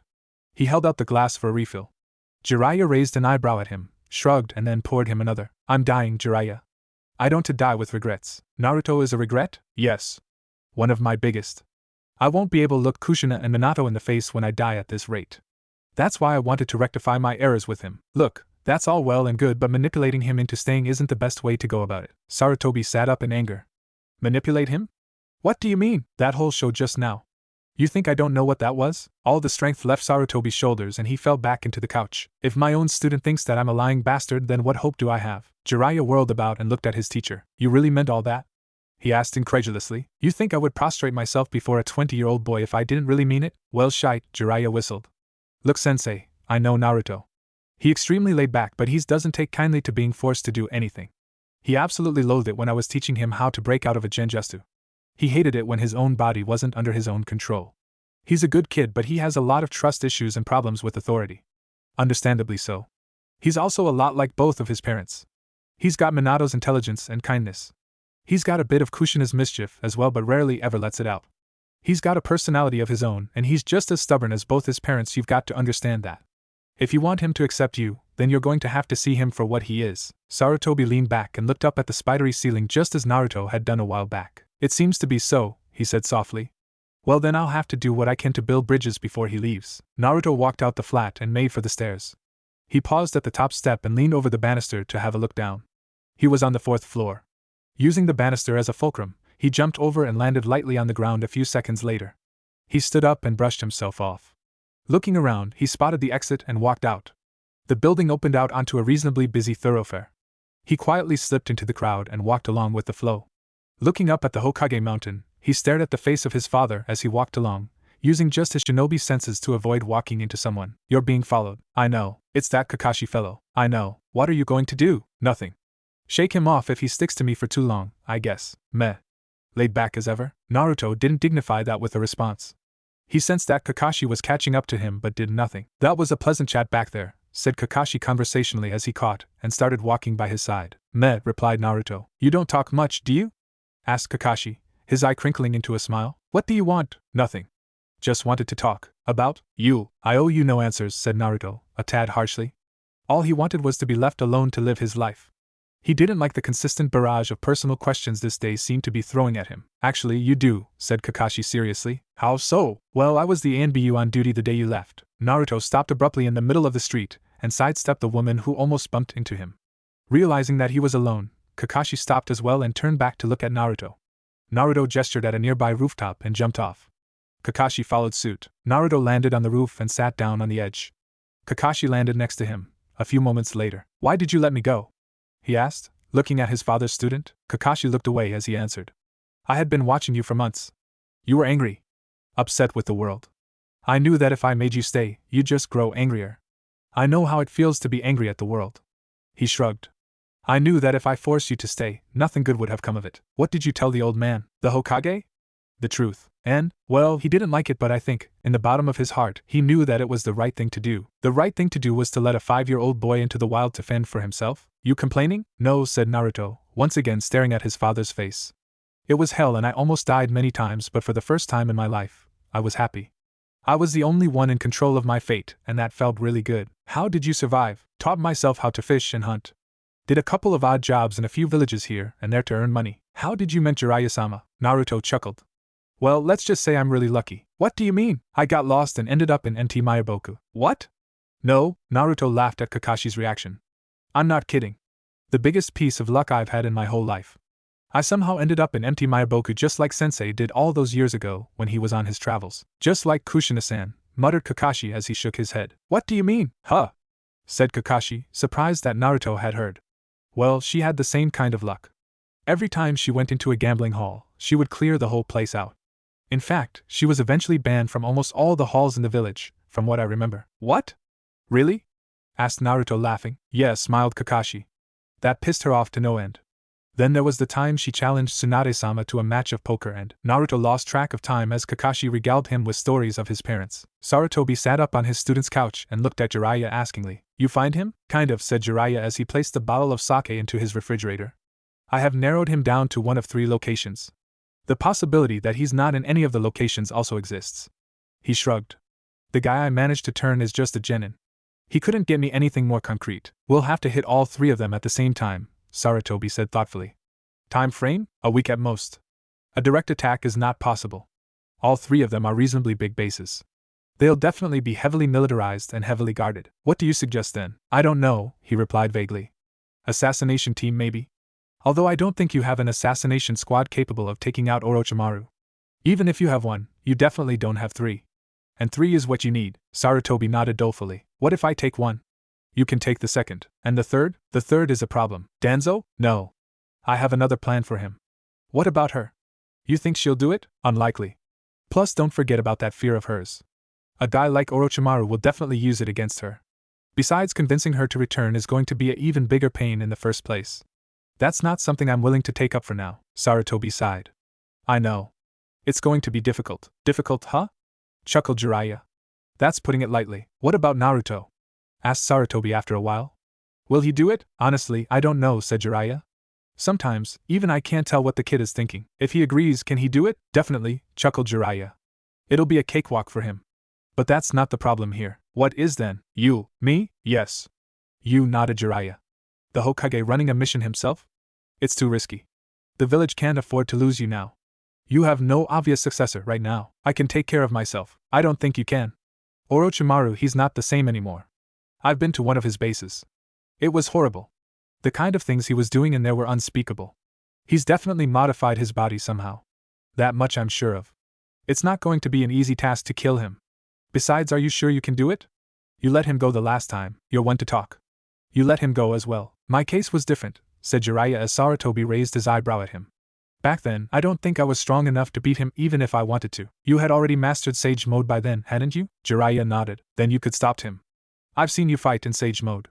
There was nothing Orochimaru could have done to stop you. Jiraiya shrugged but didn't reply. I never asked you this before, but I will now? What actually happened that day? It's complicated. I said Jiraiya, his voice trailing away. Jiraiya. Out of my 3 students, I always treated you the most poorly. Yet here you are. You are the greatest of the 3. You're the only one who still talks to me. I have regretted my behavior for quite a few years now. Please, place your trust in me. You're the only person I have left in this world. Biwako is gone. Danzo is gone. Orochimaru is gone. Tsunade is gone. Minato is gone. You're the only one left. Please. Jiraiya turned and stared at his teacher. I had always admired Orochimaru. Since the beginning. I was jealous. Jealous of his talent. And jealous of the attention you gave him. But I always respected him. He made me work harder. When he betrayed us, I was lost. I had worked so hard to be better than him, and he turned his back upon us so easily. I wasn't in the right frame of mind when I faced him. Couldn't even bring out a quarter of my full strength. That's how fucked up I was. I didn't let him go. He was just stronger than me that day. Silence ruled the room for a while once again. I'm sorry, said Sarutobi. For what? For not helping you when they both left. You must have been as lost as I was. As lonely as I was. No. It's okay. I had Minato, he was a good kid. Yes. I know. So, you found her? Asked Sarutobi after a long silence, steering the topic away from Orochimaru. Yes. She's in Wind Country. She ran up a huge debt with a local noble. She's healing the noble's daughter in compensation. Good. Good, muttered Sarutobi. What are you to do about her? Meet her myself, he said simply. Why? Well, that might actually work, you know. He nodded, standing up. I have work to do. Meet me after you've debriefed Naruto. I'll tell you what I've decided to do. He headed back to his office. Clouds of dust rose from the floor as Naruto slipped into his old apartment through the window. The place was exactly how he had left it. He wondered why it hadn't been reclaimed once he had left. His sneakers were still waiting by the couch where he had left them 15 years ago. He walked over and inspected his old bedroom. He bent and picked up the Santa hat he used to wear to sleep. With a wistful look on his face, he dusted it off and threw it onto his bed. Walking over, he raised a fist and punched the bed. A huge cloud of dust was shocked out of his sheets. Focusing the slightest amount of chakra to his chest, he opened his mouth and blew out. His minor futon blew away all the floating dust. He turned about and crashed down onto his bed. As he stared up at a familiar ceiling, a feeling of nostalgia flooded him. This had been his home. The only home he had ever had. And someone had made sure that it had remained untouched. If he looked into the cupboard above the sink, he was sure that he would find a stack of long-expired instant ramen cups. With a sigh, he rolled over and stared out of the window next to his bed. The tree outside his window was in bloom. He stared at the white blossoms for a while, before coming to a decision. He slid off his bed and opened his window. He jumped onto the tree and began to pick flowers. He finally found what he was looking for after an hour of searching. He calmly walked over to the 2 graves and bent down. He placed one of the 2 bouquets he had made on each gravestone. Then he leaned back and sat down heavily in between his parents' graves. He stared at the inscription silently for a while. A solitary tear leaked out his right eye and rolled down his face. His shinobi senses kicked into action as he heard a soft rustle behind him. In an elegant move, he spun while getting up and placed his katana at his attacker's neck. Fancy seeing you here. It was Kakashi. He was holding the tip of his sword between his index finger and his thumb. Sorry, said Naruto, withdrawing his blade and sheathing it. No harm done, said Kakashi airily. You're fast, said Naruto as he turned and sat down again. Kakashi didn't respond. You following me? Came to tell sensei that his son's doing well. I see. They both kept vigil in companionable silence until the sun had almost set. Ramen? Asked Kakashi. Yeah, muttered Naruto. Jiraiya raised an eyebrow as he looked at the restaurant his toads had led him to. He should have guessed that Naruto would have been in a ramen stall. He bent and entered the place. He looked around and found his student. He was sitting in a booth with Kakashi. He walked over and slid in next to the silver-haired jounin. You two seem to have gotten pally, he said cheerfully. The kid responded by taking a giant swallow of ramen. That had been the one habit he could never get the kid to throw. No matter what he tried, the kid always ate ramen as if it was the last meal he was ever going to have. Jiraiya sighed and shook his head. It was way too late to do anything about it now. He looked around to make sure no one was listening in. What did Hitomi-san have to say? He asked. The kid looked up from his bowl and made the tiniest of jerk with his head towards Kakashi. Jiraiya nodded once to indicate Kakashi's trustworthiness. Naruto accepted this and took one more swallow out of his bowl. Well, long story short, she thinks that the civil wars in Aim and Kiri have ended. Jiraiya's eyebrows rose in surprise. Both the civil wars had been going on for years and had not shown any indication of ending anytime soon. Well, I don't know about Kiri, but I was expecting it with Aim. Hanzo wouldn't have let the rebellion last for too long. That's the thing, said Naruto, pointing with his chopsticks. Hitomi-san thinks that Hanzo's side lost. What? Asked Jiraiya. Impossible. I've fought him myself. He's unbelievably powerful. He beat all 3 of you alone. I know. You told me, interrupted Naruto with a shrug. Hey, don't look at me. It's not my crazy theory. I'm just the messenger. She must have some kind of evidence, mustn't she? Asked Kakashi. She didn't have anything much about either Aim or Kiri, said Naruto waving an airy hand. Built her theory using a bunch of random coincidences. Naruto, what have I told you? Never believe in coincidences. I know. Haven't forgotten. But this is beyond that. The daimyo stopped receiving bi-weekly reports from Hanzo's side a while ago. That's all she's basing this on, said Jiraiya, rubbing his chin. That's actually not much. But I trust Hitomi-san. She has good instincts. Her intel has always been spot on before. Kiri? Well, I actually think she might be right about Kiri, admitted Naruto grudgingly. Increased trade. Less contact with their daimyo. No more pirates. No more out-of-country missions, he said, counting the reasons with the tips of fingers. That's still quite circumstantial, observed Kakashi. It'll have to be verified. Yes, nodded Jiraiya. Kiri will be the easier one. Ainwa will have to run an infiltration mission. What say, Naruto? Up for it? Naruto looked at him thoughtfully. Well, I've never been to AIM before. Might be interesting, I guess. What do I get? The old man will definitely classify this as an S rank. How much do those pay nowadays? Asked Jiraiya, turning to Kakashi. Kakashi told them. I'm in, said Naruto instantly. Naruto stretched as he sat down on the statue of his father's face. He placed a hand on his knee and looked out over the village he used to hate. It seems that you have more than just a lingering affection for this place. What do you mean, Kurama-san? You've never stayed in a place for more than a couple of days. Not even when you fell for that brunette what's-her-name. And here you are taking missions. I don't know. I used to hate this place. Now, I don't know anymore. It feels different from back then. Maybe it's because people can't fuck with me now. So you're going to stay? No. I don't think so. This AIM thing seems interesting. I'll push off after it's over, I guess. While you're here, why don't you try to hook up with that girl you saved? Fuck off, growled Naruto. My. Touchy are we? The next day, it was early morning as Jiraiya squatted on a branch and fiddled with the dials of his telescope so as to adjust the image. A smile slid onto his face as he finally managed to find the right settings, and the image bloomed into perfect focus. He hoped that the woman on whom he was spying did not suddenly decide to close the curtains of her room. He enjoyed himself immensely as she frolicked about her room buck naked.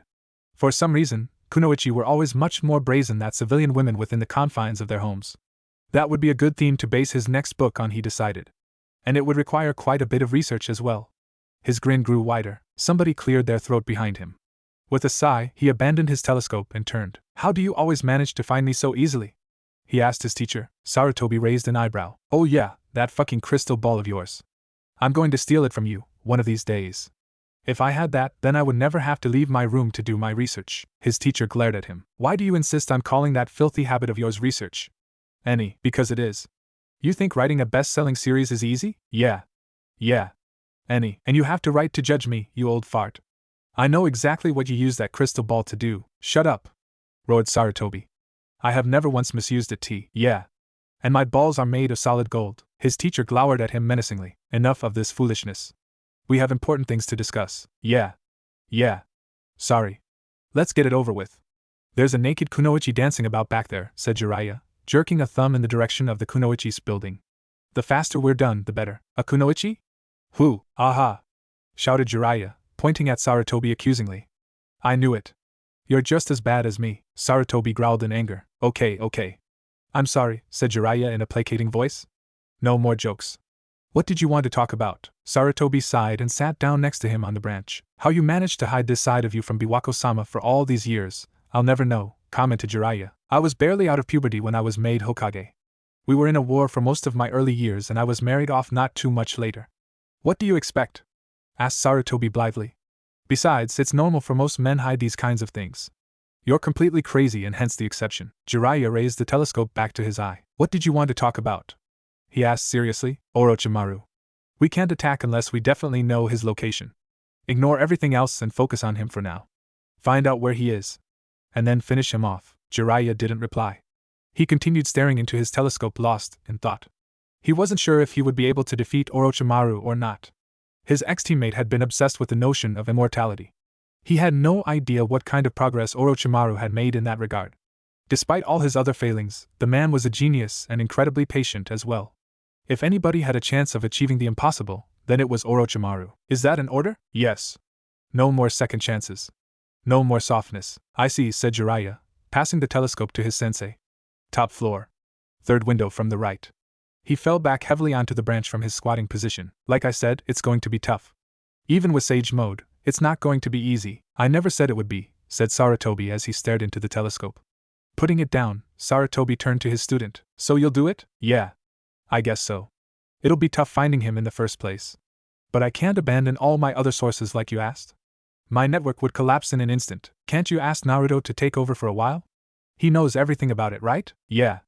I introduced him to most of my contacts during the years we traveled together. They trust him. But that's not the point. He won't agree to do it. He said yesterday that he would. He said that he would take messages not from me, if you remember. Not run half the network. It can't be that much work, can it? Jiraiya glared at Sarutobi. Are you stupid? Almost all of my spies are fucking paranoid. Constantly think that they've been exposed. I have to go and fucking counsel them. A few bloody refuse to use drop points. Say it's unsafe and insist on personal meets for some reason. Those who do use drop points insist that they want me to pick up the drops personally. And half of them regret their decision to turn spy in the first place, growled Jiraiya. It's a massive pain in the ass.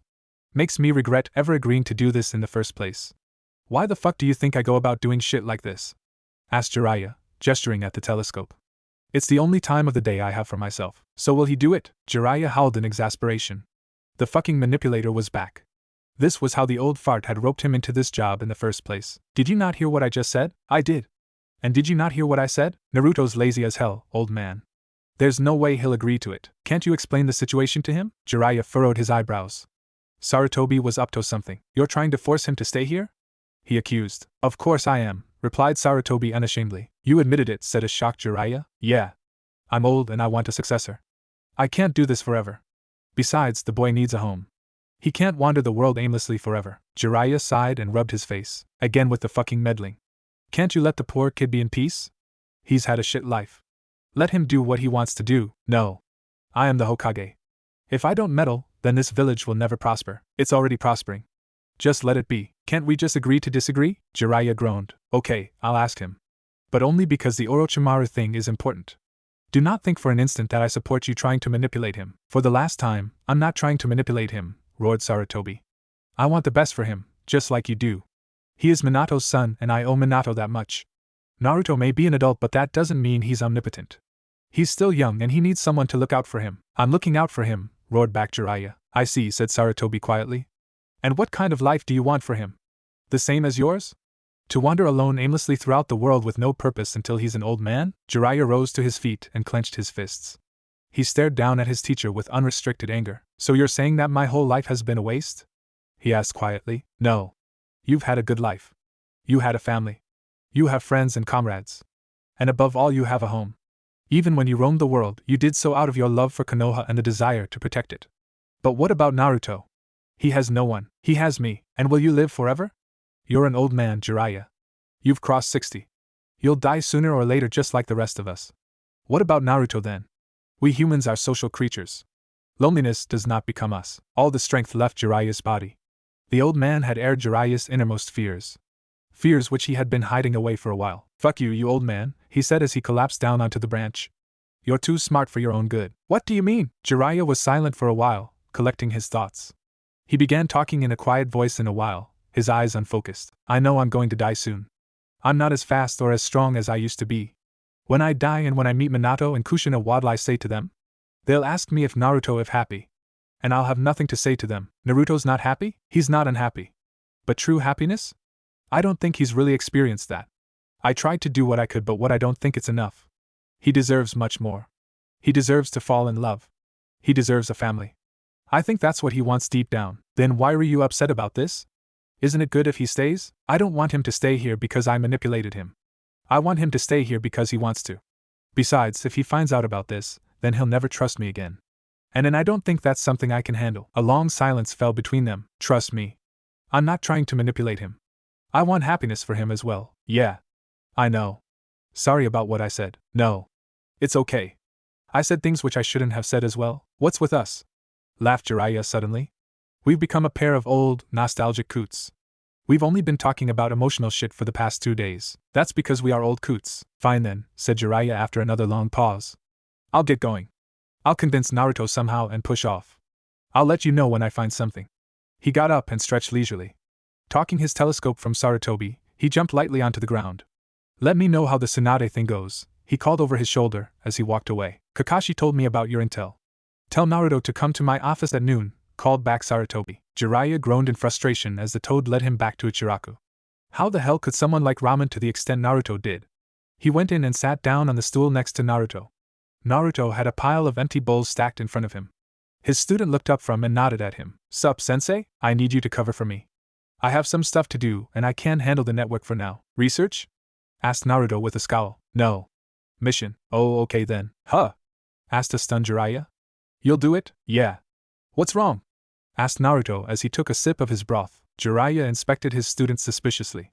Something was wrong. Naruto had given in way too easily. He had been expecting to bribe the kid. You agreed way too easily, accused Jiraiya in a low voice. What? You need my help, right?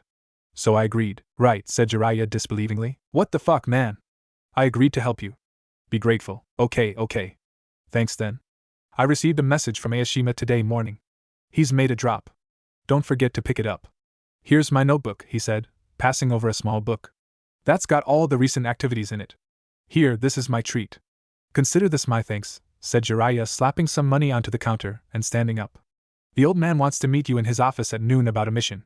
I'll be busy for a while. Come find me if you get into any trouble. Be careful. The old fart's trying to force you into staying, he said, and disappeared in a puff of smoke. Naruto slowly ate the last of his ramen, lost deep in thought. Hinata's eyes snapped open when she heard the knock on her door.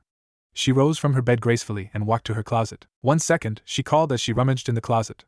Pulling out her robe, she pulled it on and secured it tightly. Padding over to her door, she opened it and greeted her visitor. Hello, Ao. Stop doing that, she reprimanded as the man bowed low. No matter how many times she told them, they never seemed to listen. She hated it when the branch house members treated her like they did her father. Ao straightened and looked at her unashamedly. Good morning, Hinata-sama. There is a messenger from the Hokage.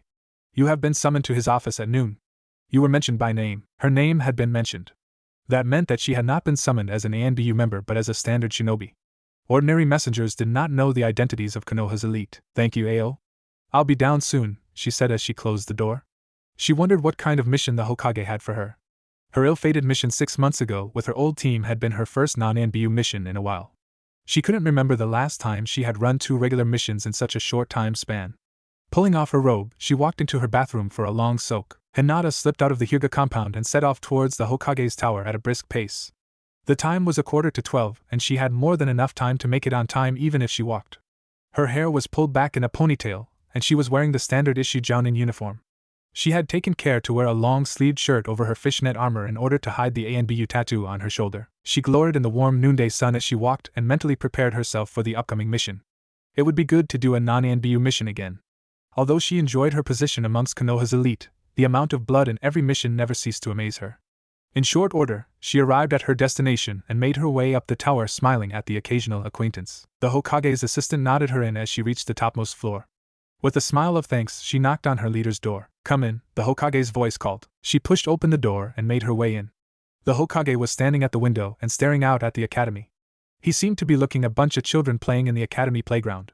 He pulled his pipe out of his mouth as he turned and smiled at her. Hinata, he said cheerfully. It's good to actually see your face for once. Hokage-sama, she curtsied. There was no one else in the room. She was either going to be assigned a solo mission or her team was late. She settled into a comfortable stance at the center of the room as the Hokage walked back to his desk. It's actually good that you're early. I expect your partner is going to be a bit late. So it was a 2-man mission then. Quite unorthodox. The Hokage considered her for a while as all vestiges of his previous smile left his face. This is going to be an extremely unorthodox mission for you in more ways than one. I'm giving you this mission because I trust you and have faith in your abilities. Your partner for this mission is N. The Hokage was interrupted by the sound of a window opening to her right. She whirled about and stared. And stared. And stared. Sorry, I'm late, drawled the intruder. It was the blonde man. It was the blonde man who had rescued her, and who she had been asked to track. The man had been addressing the Hokage. Now he turned and looked at her for the first time. He was just as surprised to see her as she had been on seeing him. He stared at her for a few moments before turning away with a look of resignation. Mimicking his actions, Hinata turned back to the Hokage. He is my partner? She asked softly. Yes. This is Naruto. Naruto, please meet Hinata. So the man's name was Naruto. Naruto. What an odd name, but he is not a shinobi of Konoha. Technically I am, interjected Naruto before the Hokage could answer. She turned her head towards him. What do you mean technically? Well, I'm told that my name's on the list. Hinata looked askance at the Hokage. The Hokage sighed. Yes. That is true. Anyway, now that Naruto is here, let us begin. He has brought us some intel. It is his belief that the civil war in AIM is now over. We have not received any official communication from AIM or their daimyo, so we cannot confirm this. Hence, we do not know if the previous ruler Hanzo is still in power or whether the rebellion was successful. If the civil war is truly over, then it is essential that we ascertain the true leadership of AIM. As you may know, there is no love lost between AIM and Konoha due to the previous wars. Even if there is a new power in AIM, I do not expect them to become our allies anytime soon.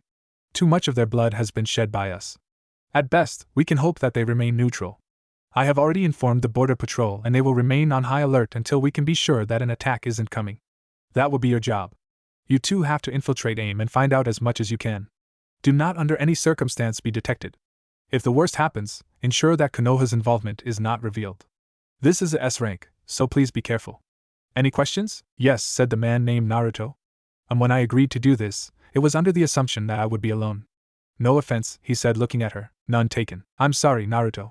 The village frowns upon solo missions unless during emergencies. Ordinarily, this would be a mission assigned to a 4-man cell. You should be thankful that I made an exception in this case.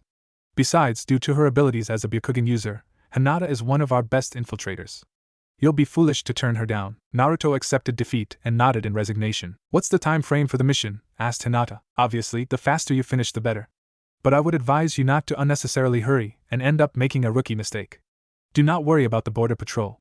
They have been idle for quite a while now. A situation like this is good training for the newcomers in their ranks. Anything else? Good. You can decide all further arrangements amongst yourselves. Both of them made to leave the room. Hinata, please stay behind for a few minutes. I have some things to discuss with you. Naruto looked at the Hokage with a raised eyebrow and then looked at her. I'll be at Ichiraku's ramen. Meet me there when you're done. You know the place? She nodded. She had eaten there a few times with her old team. He nodded and slipped out with a wave at the Hokage. Well, you totally blew that. Meet me at Ichiraku's? That's the worst way to ask someone out on a date. It's not a date, you idiot, growled Naruto in resignation. He had known the instant he had seen her in the old man's office that the stupid fox was going to make his life miserable. You sure? Anyhow, it doesn't matter if you blew it. You're going to be alone with her for quite a while. This is your chance. Are you going to be this irritating the whole mission? Definitely. Don't you have anything better to do? Considering that I'm stuck within you, no. Naruto ignored him and walked calmly to Ichiraku. What are you thinking? I'm thinking that it's nice here. I always expected to hate it if I ever came back. For some reason, that's not the case. Rather than hate, for some reason I'm feeling nostalgic. Don't get too attached. Nobody knows that you are back in the village. Who knows how they'll react to you once your presence is revealed. I know. But I was just thinking, said Naruto, his voice trailing away. What were you thinking? Why tell anybody I'm back? No one needs to know. What's wrong with you? You're not normally this naive. Or this optimistic. Sooner or later, it'll come out. Secrets carried by more than one person always come out. That is how the world works. Yeah. You're right, said Naruto, shaking his head. Don't know what I was thinking. Hokage-sama, what is going on? Why am I being assigned a mission with him? Asked Hinata hotly. Sarutobi considered her thoughtfully for a while before answering. Because both of you have shills that are suited for this mission. That is not what I meant. He is not a shinobi of Konoha. Why is he being entrusted with S-rank information? While it is true, Naruto was not trained in the village, he is truly one of Konoha. He has been running our spy network with Jiraiya for many years now. He is in possession of much more vital intel than THS-1 as well, and he has never failed us. He is trustworthy. The man Naruto ran the village's spy network with Jiraiya-sama? Hokage-sama. Who exactly is he? Sarutobi looked resigned. I was hoping it would not come to this. Know this about him. Naruto was born in this village to shinobi parents. He left the village at a young age to be trained by Jiraiya in the ninja arts and the art of information gathering. Like I said, he came to us a few days ago with some important intel and volunteered to this mission. If what you say is true, then he is accustomed to working alone. Why am I being assigned to this mission? He is accustomed to working alone, that is true. But he has never had something to lose. This is the first time he is going on such a mission for the village. A mission with disastrous consequences for us if it goes wrong. Hence I'm sending you. You have a lot of experience with regards to infiltration. Your knowledge is essential to the mission. It is your job to ensure that he does not slip up. I see, said Hinata. So she was basically a chaperone. I will fulfill the mission to the best of my abilities, she said with a bow and left. Naruto was eating a bowl of pork ramen when she arrived. Nodding at her, he picked up his bowl and moved over to a booth. She sat down across him. You want to order something? He asked, surprising her. Nothing for me, thank you, she replied with a shake of the head. Sure? I've eaten ramen in a lot of places, but this place is by far the best. I'm sure, she replied softly. We have a lot to discuss. Should I wait till you're finished? She asked, gesturing at his bowl. He was the one who was surprised this time. No, he replied with an airy wave of his hand. Let's begin. Okay then, she nodded. When do you want to leave? Any time is fine with me. We can leave after I'm done with this bowl, if that suits you. No. I require some time to get prepared. How about tonight? She asked. They could have left the next morning just as easily, but her time in the ANBU had ingrained a love for darkness into her. Sure, he shrugged. Since you volunteered for this mission, do you have a plan in mind? He looked at her for a while without replying. Lifting his bowl to his mouth, he drained it in a gulp. Putting it on the table, he wiped his mouth with a napkin. Enter the village as a civilian who wants to hire shinobi for a mission. That'll give us a sure-shot way to see who is in charge. I see.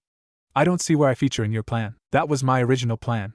We'll stop at the last civilian village in Fire Country that falls en route and change into our disguises there. We can pose as siblings, I guess. No. We have to be lovers. Almost every eloping couple posed as siblings to avoid suspicion. Considering that they didn't look at similar, it would instantly raise eyebrows. Especially in a shinobi village. We don't look at all alike. No shinobi is going to believe that we are siblings. He looked at her thoughtfully, and then nodded. Valid point. A couple it is, then, he said with a shrug. How do you plan to avoid censors? She asked. I can suppress my chakra completely. You, chakra suppression seal. Okay, he nodded. You want to split up within AIM or stay together? We can decide that based on the circumstances once we get there. Fair enough. Why do you want to pose as civilians? We can infiltrate, grab a high-ranking shinobi and escape. She asked. Too messy. Things can go wrong and the chances are that we'll be discovered. She nodded in agreement. She had asked just to test him, and he seemed to know that as well. Both of them were sizing the other up as carefully as they could. Neither of them trusted the other yet. Any long-range techniques? He asked. No, she replied coolly. I work best at close or mid-range only. You, me? I do okay at all ranges. I see. Cover story? We can come up with it on the way. No point wasting time here. She agreed thoughtfully. Anything else you want to know? He shrugged in response. You? He asked. The Hiratian, she replied. She had read up all she could about the Yandame's signature technique after their second encounter. Her research matched exactly with the jutsu she had seen him perform. He must have learned it from Jiraiya. She had read the Jiraiya had mentored the Yandame as well. What about it? He replied, a tad defensively. You can perform it, can't you? He once again shrugged in response. He seemed to do that quite a lot. He was almost as laid back as Shikamaru, it seemed. She made a mental note to never introduce them to each other. How does it work? Why do you want to know? This time there was no mistaking the defensive nature of his words. I need to understand it if we have to work together. No, you don't. I don't intend to use it in this mission. Can't you take us to AIM directly? It would save time. I can't. It doesn't work that way. She nodded and didn't pry any further. She could see that he wasn't going to tell her anything more. If there's nothing else, then I'll get going. There are things I need to prepare. He shrugged and they both got up. She left the stall as he made his payment and walked home. The Hokage had been right. This mission was going to be tough in more ways than one. Her partner was a complete mystery. Naruto sighed as he left Ichiraku. His partner was already out of sight. He stared up at the sky for a few seconds before walking away. I'm already regretting agreeing to this thing. Don't look at me. You're the one who volunteered. I thought I was going to do it alone. I didn't expect the old fart to stick a minder onto me. What do you think of her? She's strong. Really strong. And confident. And too fucking polite. I was seriously uncomfortable back there. Almost cursed a couple of times. She's a kunoichi. I'm sure she's heard them all. That's not the point. So you're going after her? You crazy? There's no way I'm going after a kunoichi. That was only your idea in the first place, if you remember. I never expressed any kind of interest at any point of time. Besides, kunoichis are too much trouble. And I think she was an ANBU. Plus she's way too calm and quiet for my tastes. Yes. You prefer them loud and needy. Yeah, that's not a good thing. Less trouble. At least I can tell what they're thinking. I had no idea what was going through this one's mind back there, he said, jerking a thumb back in Ichiraku's direction. And what makes you say she was an ANBU? I said she might be. Ordinary jounin do not become infiltration experts that easily. Kurama was silent for a while. Come on. Even you've got to admit that this whole scenario is interesting. You've never traveled with anyone other than the pervert before. Nah. It's too much of a pain in the ass. Why don't I just push off now? Everything will be easier that way. Your choice. Naruto sighed. I really want the money. It'll make life easier for quite a while. Once again, your choice. Kakashi was just about to leave his apartment when there was a knock on his door. He opened it and saw that it was Naruto. How did you know where I live? He asked, admitting his sensei's son. Naruto shrugged in response. I got assigned to the mission. The AIM one, he said. So, well, I've been assigned a partner, right? And I'm the only one you know in the village. Naruto smiled sheepishly and nodded. Kakashi sighed. Grocery shopping could wait. Closing his front door, he sank into his couch. So who is it? Hinata Hyuga. Kakashi was surprised. He hadn't expected that. I see. What do you want to know? What's she like? Well, she's quite skilled for one.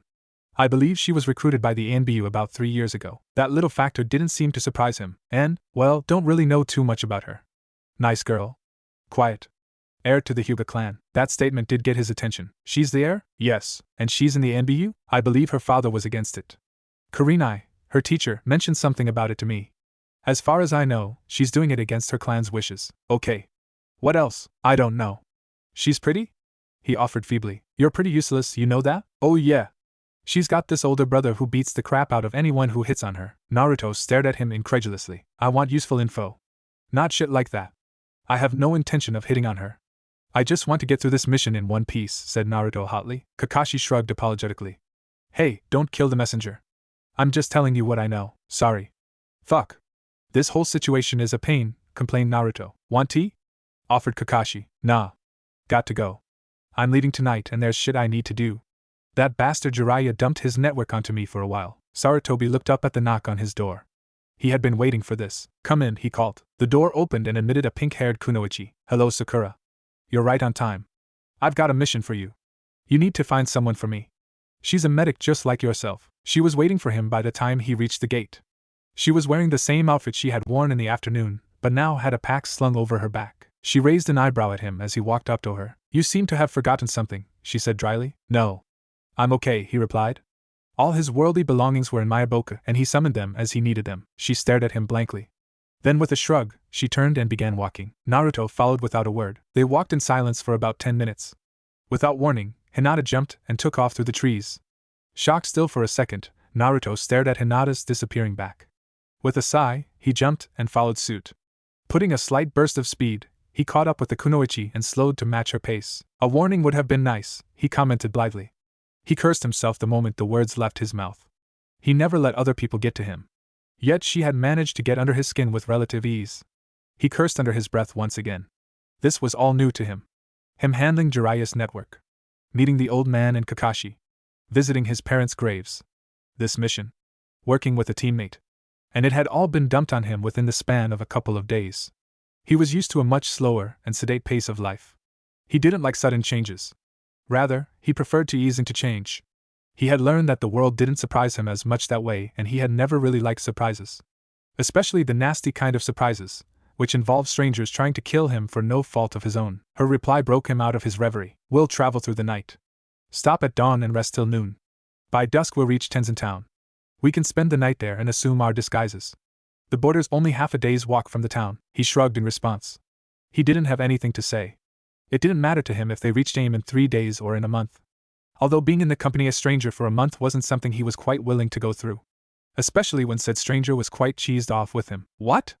Snarled the blur that was Hinata from a few feet ahead of him. Startled, he realized that she couldn't have seen his gesture of approval. Fine by me, he replied. Good, was the only reply he got. You two seem to be having fun. I'm not in the mood for this, Kurama-san. I know you're not.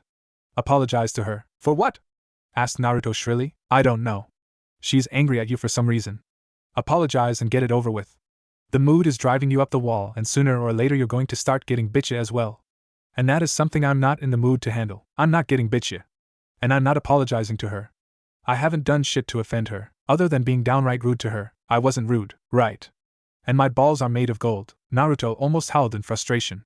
He couldn't handle the both of them at the same time. Why the fuck you even care? I don't. If you promise not to bitch about her, then you're free to do whatever you want. Hell, you can grope her while she's asleep for all I care. As long as you don't drag me into this clusterfuck you've gotten yourself into. Fuck you, you dirty piece of fur. I haven't even brought her up once. You're the one who is talking about her every fucking second. Kurama was silent for a few moments. That was different. I was only teasing you a bit to while away the time. I never expected you to get stuck in a mission with her. Seems like your luck is in one of its downward spirals again. Naruto sighed as he swept through the tree without disturbing even a single leaf. Yeah well, shit happens. Yeah well, that seems to happen rather a lot with you. None of them uttered a word for the rest of the night. Hinata was rather glad when the first light of the day hit her. The tense silence had been grating on her nerves. Even her ANBU missions were never this silent. Granted that most of her brethren in ANBU were psychopaths, but at least they communicated normally. There was something about her unwilling teammate that just rubbed her off the wrong way. Glad for a distraction, she lifted her hand and formed the ram's seal. Molding a bit of chakra, she activated the Kekai Genkai she had received from her parents. Widening her range, she looked for a clearing to set up camp. It was a testament of her skill that she didn't slow down or lose her footing even when her vision was focused somewhere else.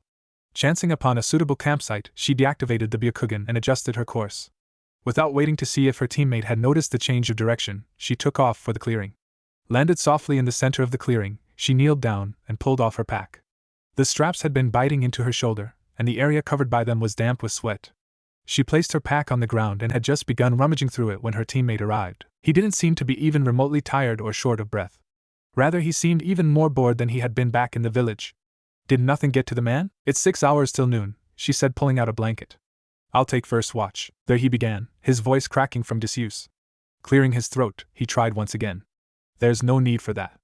And for that as well, he said, pointing at her blanket. What do you mean? She asked, looking up at him. Without him moving a muscle, a Kage Bunshin poofed into existence right beside him. She hid her surprise. Only a handful of shinobi could perform ninjutsu without the use of hand signs. A few skilled jounin were able to reduce the amount of seals they made through prolonged practice. But they still formed at least a single seal, even for their favorite and most practiced techniques. Without a word, the Kage Bunshin jumped off and took up a position on a nearby tree. Unsheathing an inch of the sword hanging at his hip, Naruto cut his index finger upon his blade and released a few drops of blood. Once again, without performing any seals, he slapped his hand upon the ground. A small toad appeared accompanied by the usual burst of smoke. Her teammate nodded at the toad. The toad nodded back and began to transform.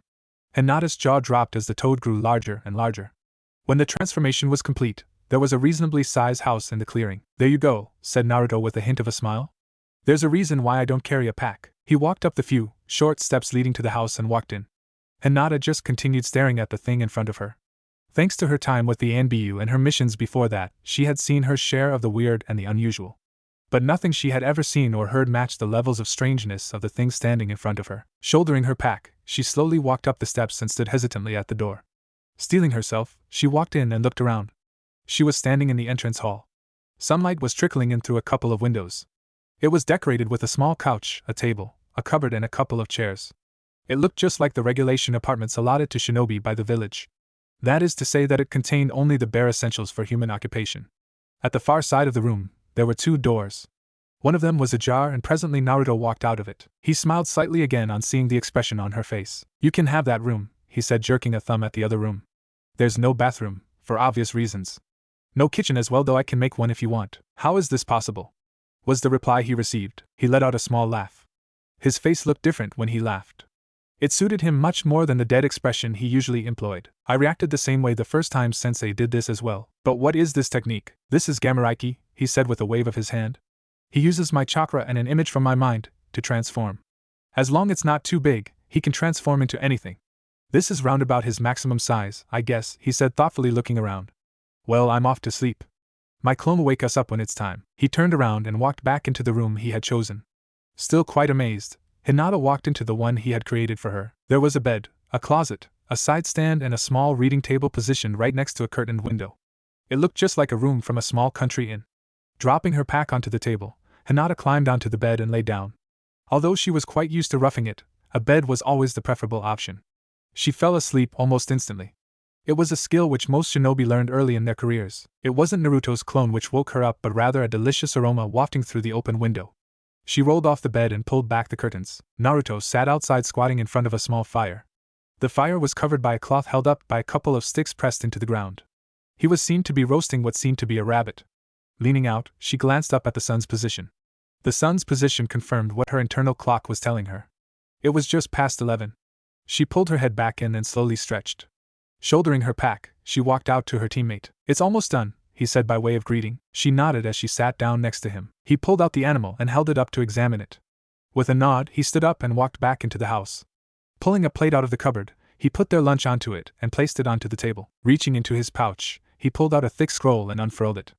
Hinata could see that it was full of many individual seals. Placing it flat onto the table, Naruto pressed his hand against one of the seals. A box of seasonings and spices appeared. Opening it, he got to work on the rabbit. Hinata realized that this was why he didn't carry a pack. Everything he needed was sealed into the scroll. "Isn't that risky?" she asked, gesturing at the scroll. "You'll lose everything if you lose that scroll. This isn't a sealing scroll but rather a summoning scroll. I can ink fresh seals if I ever lose this one," he said by way of explanation. Hinata almost kicked herself for her stupidity. She should have realized that those weren't sealing arrays. "Help yourself," he said when he was done. He walked over to closet again and pulled out a couple of plates and knives. They sat across the table from each other as they ate silently. "So, what is the heir to the Hyuga clan doing in ANBU?" he asked unexpectedly as he tore into his portion. Her eyes widened in shock, but she didn't look up. Taking another bite, she chewed slowly as she pondered upon his question. How had he discovered that she was a member of ANBU? The fact that she was the heir to the Hyuga clan was common knowledge, but her inclusion in ABNU wasn't. Even within her clan, only a choice few knew of her position. "Who told you?" she asked finally. "Kakashi," he replied. "Hatake Kakashi." He had been the Jounin sensei for one of the genin teams that had graduated the academy along with her. The man was an ANBU legend, with tales of his exploits still floating about in the ANBU locker room. He also happened to be a menace to society. "Well?" prompted Naruto when she didn't answer. "Why does it matter to you?" "Well, if I happened to be the heir to one of the biggest clans in the village, I definitely would not be running missions. Especially not ANBU ones. What I do and why I do it is none of your business, she bit back, finally looking up at him.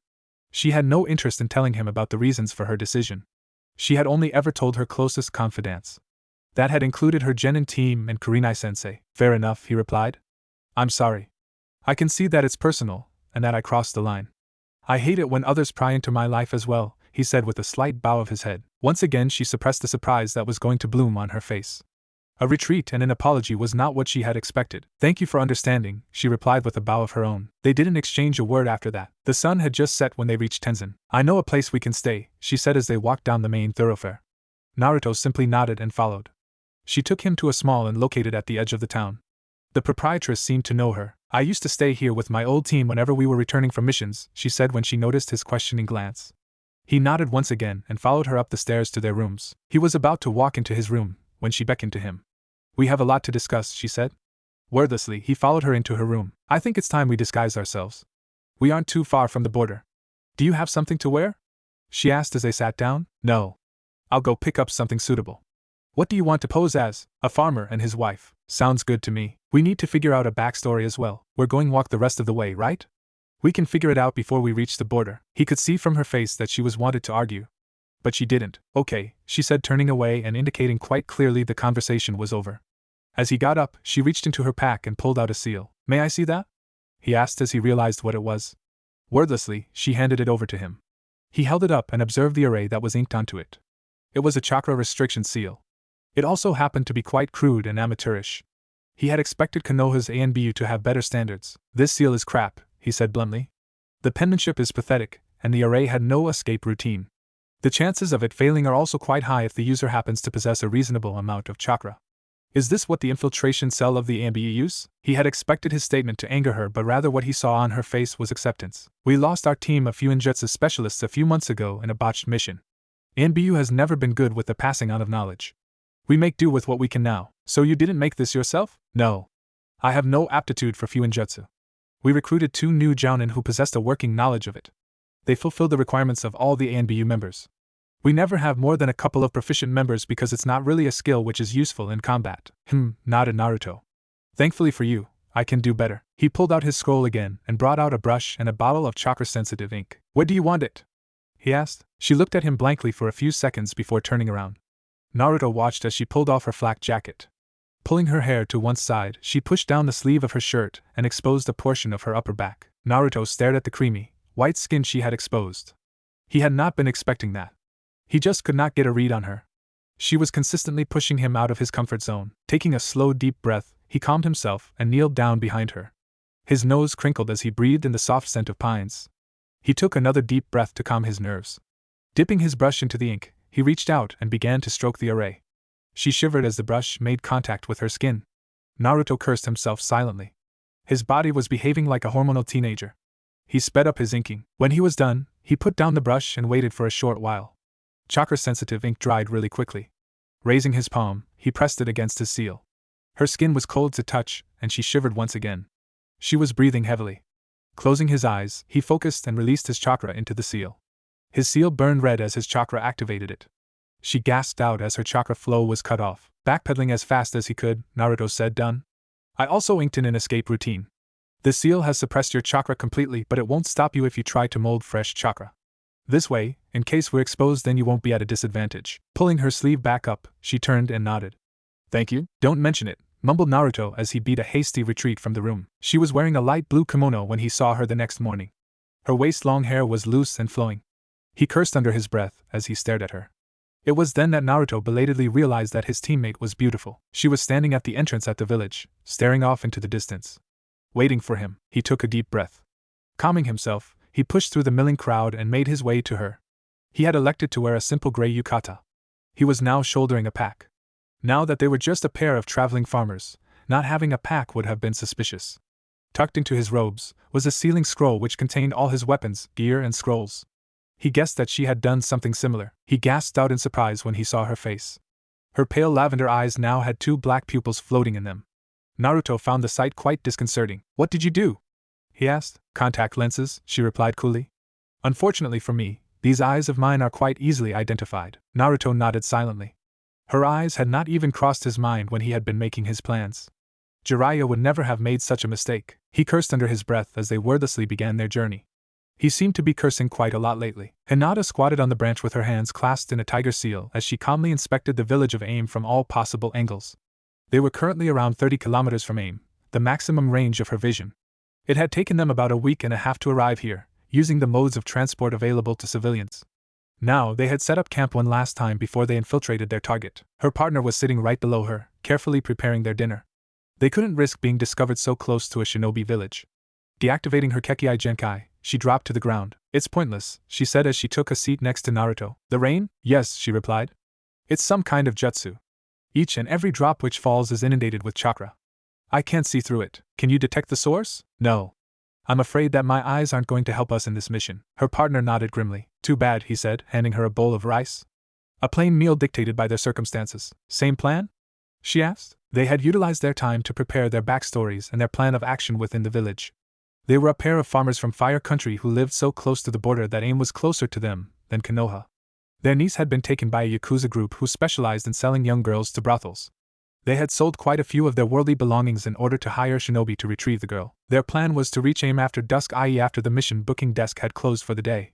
They would split up and make discreet inquiries that night, and venture to the mission booking desk the next morning. If they required further information, they were planning to grab one of the shinobi assigned to their mission once they left the village. Too late to make a new one. She nodded and wiped off the sweat on her brow. Her internal clock told her that it was just past noon. She looked up and glanced at the sun's position in the sky to confirm it. They had to wait for 6 more hours before they could start moving. My name is Akira Toriyama and this is my wife Aoi. We have a mission for the village. The 2 guards stared at him, sizing him up. Then, dismissing them as simple civilians, he let them through with a wave. Naruto blinked in surprise as they were let through. Jiraiya-sensei had told him that Aim was extremely paranoid about infiltrators and didn't let anyone through without a series of checks. Something was off. It could be a trap. Can you tell us of a place to spend the night? Asked Hinata, second right. Plenty of inns there, replied the guard curtly. They both bowed in thanks and walked off before the guards could change their minds. Naruto remained on guard. He knew that Jiraiya's intel was rarely incorrect. They must have set up some other security measure. Something which they were so confident of that they didn't need to resort to anything else. In preparation for the checks, they had left their storage scrolls back at their campsite. Naruto had inked a summoning seal onto both the scrolls and inked it to his blood. He could summon their gear whenever they needed it. Pulling the hood of his cloak tighter, Naruto looked around at all the people milling about. The rain did not seem to be a deterrent to the people of Aim. Civilians and shinobi were thronging the street and going about their business as if it were a normal day. Naruto couldn't imagine living in a place where it always rained. He didn't mind rain, but he definitely did not enjoy too much of it. Aim was dissimilar to other shinobi villages in many ways. For one, he had never ever seen such tall skyscrapers anywhere else. The architecture told him that the village was heavily industrialized. That and the incessant rain. He was sure that it served some purpose. He itched to figure it out before they left. Walking slowly, they entered the first inn they came across. Booking a room was a simple enough task. The proprietress did not even bother asking them for their names. Secrecy was valued in all the shinobi villages. It had just struck 7 when they entered their room.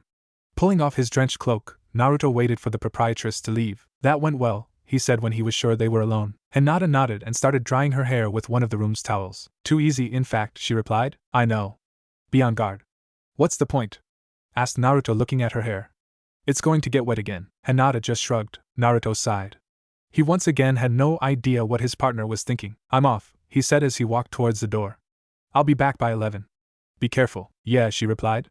I'll be heading out as well. Naruto nodded at her as he closed the door. Fuck, his opponent shouted as Naruto downed his 11th shot of vodka. The alcohol burned down his throat as he swallowed. With a cry of triumph, he slammed down his shot glass onto the table. Beat that, you cocksucker, he shouted. His opponent was named Fusuke. Fusuke was a young shinobi who seemed to be about the same age as Naruto. The Aimnin was so drunk that he was barely able to grasp his glass. Which was exactly what Naruto wanted. He was sitting at a table with 6 Aim shinobi, all of them in varying states of drunkenness. 5 were genin and 1 was a chunin. Which was also what he wanted. I'm out, Fusuke slurred out. My girlfriend will kill me if I don't get home tonight. Man, you've got an incredible tolerance. It's genetic. My dad could down 15, said Naruto. In reality, what he had was a gigantic chakra monster sealed within him which burned away all the alcohol from his bloodstream. Come on. Pay up, said Naruto with a grin, holding out his hand. The defeated Aimnin groaned as he handed over 20,000 ryo. This will be useful, said Naruto, patting the pocket where he had placed the money. You shinobi are expensive to hire. You're here to give out a mission? One of the other shinobi asked. Yeah. My niece has been taken by Yakuza. There were 6 sympathetic winces around the table. She was my brother-in-law's daughter. My wife's all broken up about it. She'd been crying all the time since the kidnapping. In fact, I think she was crying again when I left my room. Should you be out drinking then? Nothing, I say, cheers her up. So why bother? Besides, tomorrow I'm going to use all my life savings to save a girl I don't even like. So here I am getting sloshed. Hey, don't blame us, man, said Fusuke apologetically. The rates come from the top, he said, pointing upwards. Your leader lives upstairs? Asked Naruto, eliciting 6 drunken chuckles. No. Pain-sama lives in the highest tower in the village, said the Chunin by way of explanation. Pain-sama? That's a weird name. His companion shrugged. What kind of guy is he? Fusuke let out a gurgle and clamped a hand to his mouth. Standing up roughly, he ambled out of the bar drunkenly. The rest of them watched his go with amused looks. What kind of guy is he? Well, no one really knows. He hasn't really been in charge long. Naruto nodded silently. It seemed that he owed Hitomi-san an apology. Her guess had been perfect. Jiraiya-sensei was going to be quite disappointed. He had really respected Hanzo. Well then, I'll decide for myself when I meet him tomorrow for the mission. His companions broke into laughter at his naivete. There's no way you'll get to meet Pain-sama with a mission like yours, one of them guffawed out. Naruto shrugged good-naturedly. My bad. I don't know how you shinobi work. Then who will be meeting tomorrow? The jounin in charge of the mission's desk. And maybe Angel-sama, if you're lucky. Angel-sama? She's Pain-sama's right hand. She comes to the mission's desk once in a while to oversee the work. Nodded Naruto, taking a sip of his drink. Hey guys, shouted Fusuke as he stormed back into the inn. All signs of drunkenness gone. The rain has stopped. There were shouts of astonishment from everyone in the bar. As one, they all stood up and began to run out. What's wrong? He asked as he stood up as well. Curfew, replied one of his companions. Pain-sama controls the rain. There must be some kind of emergency. You better get back to your hotel as fast as you can. And don't leave it until it's raining again. Naruto cursed under his breath as he left the inn. He knew exactly what the emergency was. Kurama-san, find her. Yeah. Hinata twirled her umbrella unconsciously as she walked through the marketplace. She had found it all too easy to make inquiries. Almost everyone she met seemed glad to wax poetic about the glorious Pain-sama. They considered him to a god, the way they spoke about him. Some even came out and said it outright. He had defeated Hanzo and had liberated the poor. The civilian populace had been extremely unhappy under Hanzo's rule, it seemed. She learned that Pain-sama and Angel-sama had been at the head of the rebellion. Their forces had utterly obliterated Hanzo and all of his followers. She shivered as the wind changed and sprayed her face with rain. She shivered not because the water was cold. She shivered because she could feel the foreign chakra in the water running along her skin. Tilting her umbrella, she turned and began her walk back to the inn. She wondered if Naruto had made any further progress than her.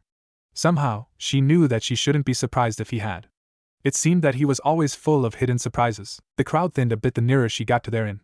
Their inn was on a long sloping street lined with cobblestones with the rain flowing down it rapidly. Hinata slowly walked up the street towards her inn. One of the cobblestones broke off from the ground as she stepped on it. Instinctively and reflexively, she used a tiny amount of chakra to cement her foot to the ground and regain her balance. Cursing herself for her slip-up, she continued walking as if nothing had happened. Thankfully, no one seemed to have noticed. She was just a few steps from her inn when the rain stopped. There were gasps and shouts of astonishment from all the people on the street as they stared up at the sky. The sky was clear, and they could all see the stars. The rain had well and truly stopped. She watched as everyone in sight began running. Windows were being shut and bolts were being slid into place. Increasing her pace, she slid into her inn just as the proprietress came rushing down the steps. Thank God you're back, she called as she locked the front door. What's going on? Asked Hinata. Curfew. Till the rain starts again, the village is in curfew. What? Why, that's how it is. Has my husband come back yet? No. I'll let him in if he turns up. But he better do it soon. Hinata nodded and hurried up to her room. A curfew right after their arrival was too much of a coincidence. Naruto must have been exposed. Closing the door, she activated her Byakugan so that she could look for him. With a cry, she hurled herself to the right, thanking her stars for her timing. She barely avoided being speared by the attacker who had burst in through the window. Her attacker was a tall, burly man wearing a black cloak decorated with red clouds. His face had multiple odd piercings and there was a long, thin blade protruding from beneath his cloak. Her eyes revealed that his body was not at all like other humans. His body had more mechanical parts than flesh. She could see no clear chakra pathways or tenketsu. Her clan's taijutsu would be of almost no use against this man. Her eyes also told her that her enemy was dead. That was what her eyes told her. He was also receiving a large, steady stream of transmitted chakra. The same chakra that was in the rain. Hinata did not panic. What all these facts did was to put her on her guard. She was used to fighting under a disadvantage. What scared her though were his eyes. His eyes were purple and decorated with a ripple-like pattern. It was the Rinnegan. As a member of the Hyuga clan, she had been taught about the Rinnegan at a young age. The most powerful of the three great dojutsu, the Rinnegan was now considered by most as a myth. However, the myths never mentioned what powers it granted its user. Just that it was extremely powerful. With a cry, she thrust her right hand out. A blast of pure chakra erupted out of her palm. She blurred into motion an instant later. Her palms turned blue with chakra as she pirouetted forward.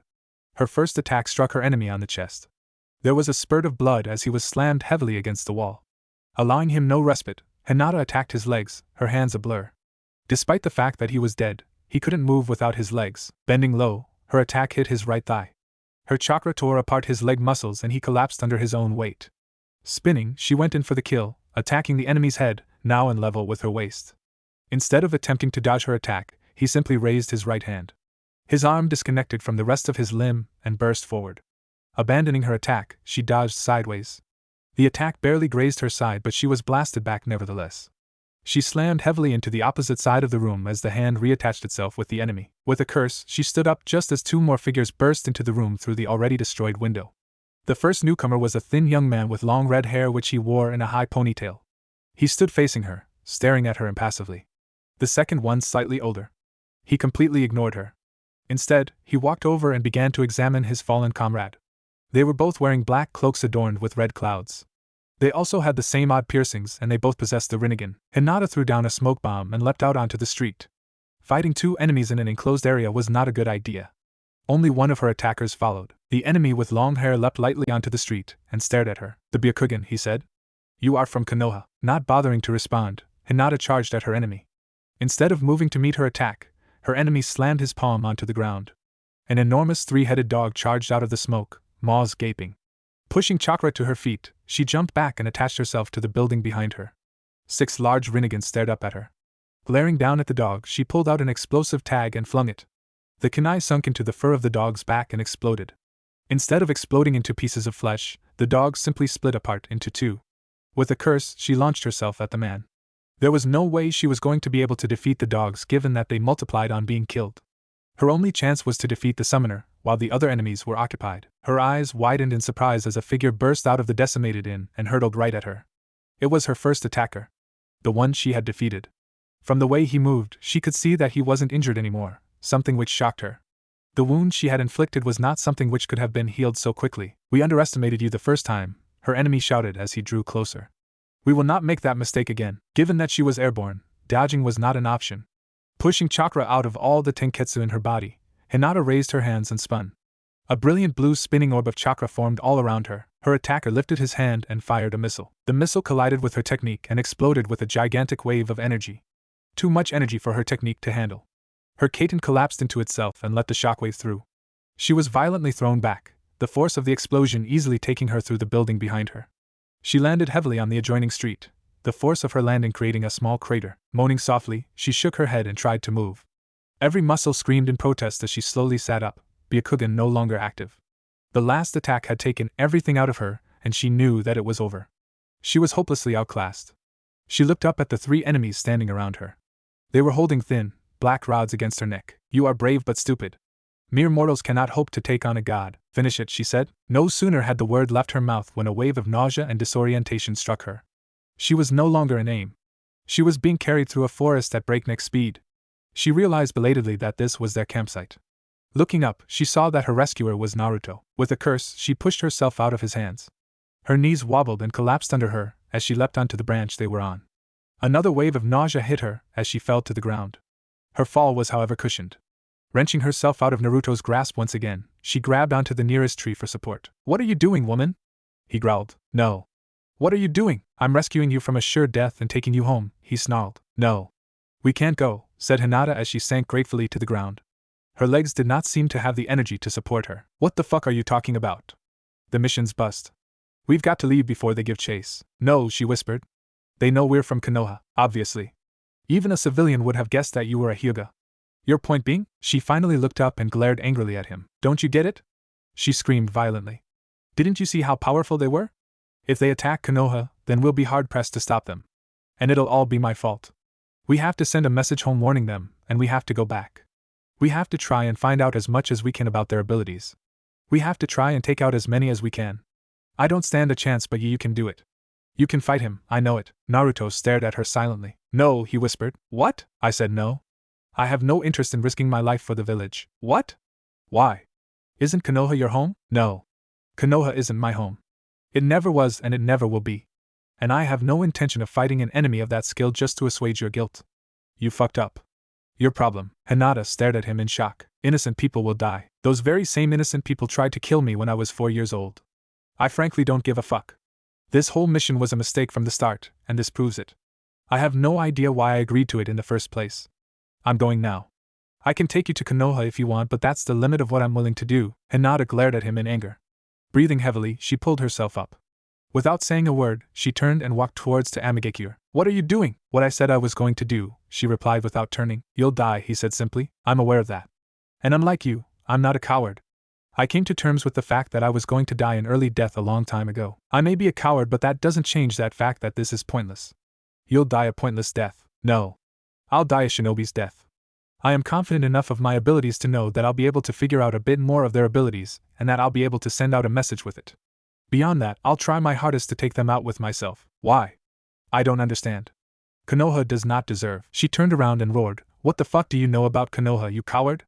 This has nothing to do with deservedness. I'm willing to die for the village because it's my home. And because it's the only thing which stands between death and my loved ones. And for them, I'm willing to do anything. Go. Just go, and warn them of what's coming. He tilted his head to the right and looked at her blankly. I see. Trying to convince you is pointless, he said as he turned. Goodbye. I'll inform Konoha of your decision, he called as he walked away. Hinata didn't say a word. She silently waited for him to leave. Then she turned and began to run towards AIM. Sakura cursed heavily as she sat up in her bed. The perennial noise of the ever-blowing wind was disturbing her sleep. That and the ridiculously dusty bed she happened to be sleeping in. No matter how hard she hit it, there somehow seemed to some more dust in it. One of the drawbacks of being sent to a mission in the land of the wind. Cursing again, she got up and began getting dressed. It was just before dawn and frankly she had no interest in lying in that dusty bed any longer. In a few minutes she was ready to leave. Ready to go meet the most famous medic Nin in the world. Settling her dues at the inn, she set off through the town at a sedate pace. The information she had been given was that Tsunade was currently residing in the estate of a local nobleman. A couple of inquiries at the inn had informed that the estate was located in the rural outskirts of the town. If she was slow enough, it would take her the better part of 5 hours to get there. And that suited her perfectly. From the stories she had heard of Tsunade over the years, she did not expect her mission target to be an early riser. Her estimation had been reasonably accurate. It was about 11:30 when she actually reached the estate in question. A glance at the gates was enough for her to discern that the nobleman in question was unimaginably well off. The wall surrounding the compound was tall and forbidding, as was the gigantic arched gateway. From where she was, she couldn't even see the actual main house. Evidently, the compound was as large enough to justify the scale of the protective structures surrounding it. If she needed more confirmation as to the obvious wealth of the nobleman, the guards at the gate gave it to her.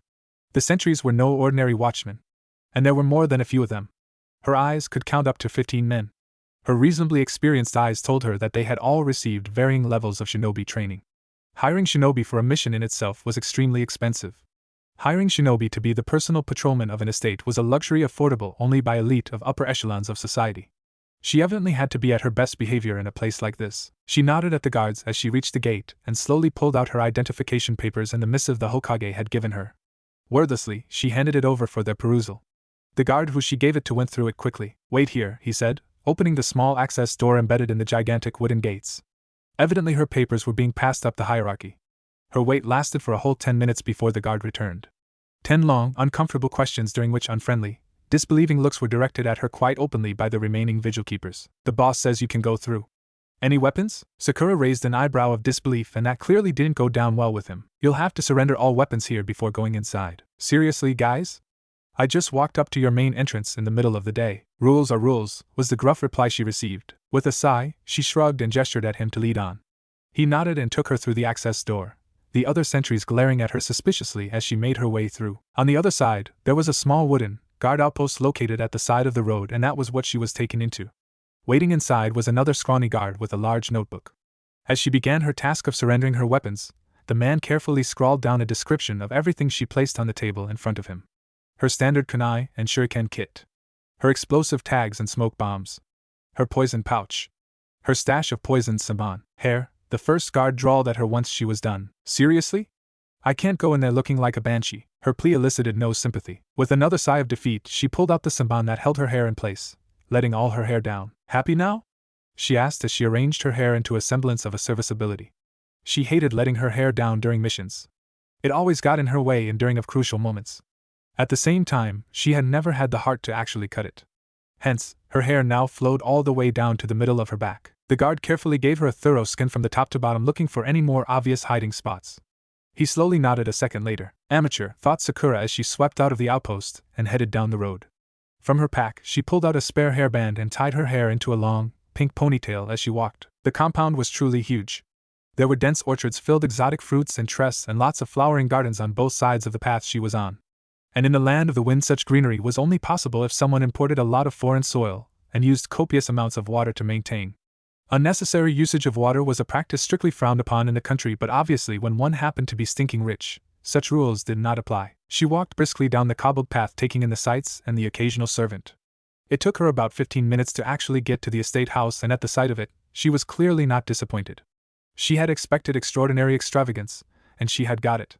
The house more resembled a castle than a manor. To top it off, it was made out of pure, white sparkling marble. The entire structure glinted and shone in the sunlight, actually hurting her sensitive eyes. How someone could live in a thing like that, she did not know. As she walked up the steps leading to the front porch, the doors opened and let out an old servant in a dignified uniform. He had obviously been informed of her arrival. "Welcome," he said pompously. "Welcome to the humble abode of Tobiyashi-sama. Your arrival is awaited." Suppressing her snort at the word humble, Sakura said, "Thank you. It is an honor to be here. Is Tsunade-sama available?" "Unfortunately, I am afraid not. The lady is currently indisposed and is not receiving visitors." "I am sorry, but your visit has been in vain." "I see. I have taken a room in the town. Maybe I can come at another time?" "Is that so? I am truly sorry for your trouble." Nevertheless, the lady was quite clear that she would not be holding audience any time in the foreseeable future. He clearly didn't seem very sorry about it. Sakura got the message. Tsunade didn't want to see her. The Hokage had mentioned that that might be the case. Time for drastic measures. Lifting her hands, she flipped quickly those two-hand signs. "What are you?" the man began, clearly alarmed by her actions. His sentence was cut off midway and his entire demeanor changed in an instant. "Yes, yes," he said, eager to please. "Why, of course, the lady is awaiting your arrival with interest. Please follow me. I'll take you right up to her." With a hint of satisfaction, Sakura followed the man as he led her through a veritable maze of passageways and staircases. She calmly followed, carefully memorizing the path and the faces of all the servants she passed along the way. Clearly, the number of servants was overly disproportionate to the actual number of residents. Thankfully, she did not come across any of the shinobi guards within the house itself, suggesting that the sentries had been restricted to the wall and no further. After what seemed to be an eternity, he stopped in front of a large doorway. It was the kind of extravagant doorway that suggested that the room within was one of the better ones in the manor. The servant knocked lightly and entered without waiting for an answer. Sakura followed. "Sakura Haruno-sama from the village of Konoha here to see you, my lady." "What the bloody fuck, you old man? I told you I didn't want to see her." "What are yo?" screamed a commanding voice. "No, Tsunade-sama.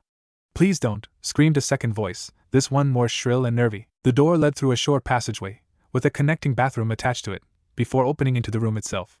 As Sakura entered, she couldn't see a thing in the room itself. All she could see was the old man in front of her. And she watched in slow motion as a bottle burst into her view and smacked against the servant's head with a dull thud. She stepped forward quickly and caught the man as he fell and slowly lowered the man to the ground. It was only once she had done that did she actually look up and take in the room. There was a large bed in the center of the room, and in it was a woman who was unmistakably one of the Sannin.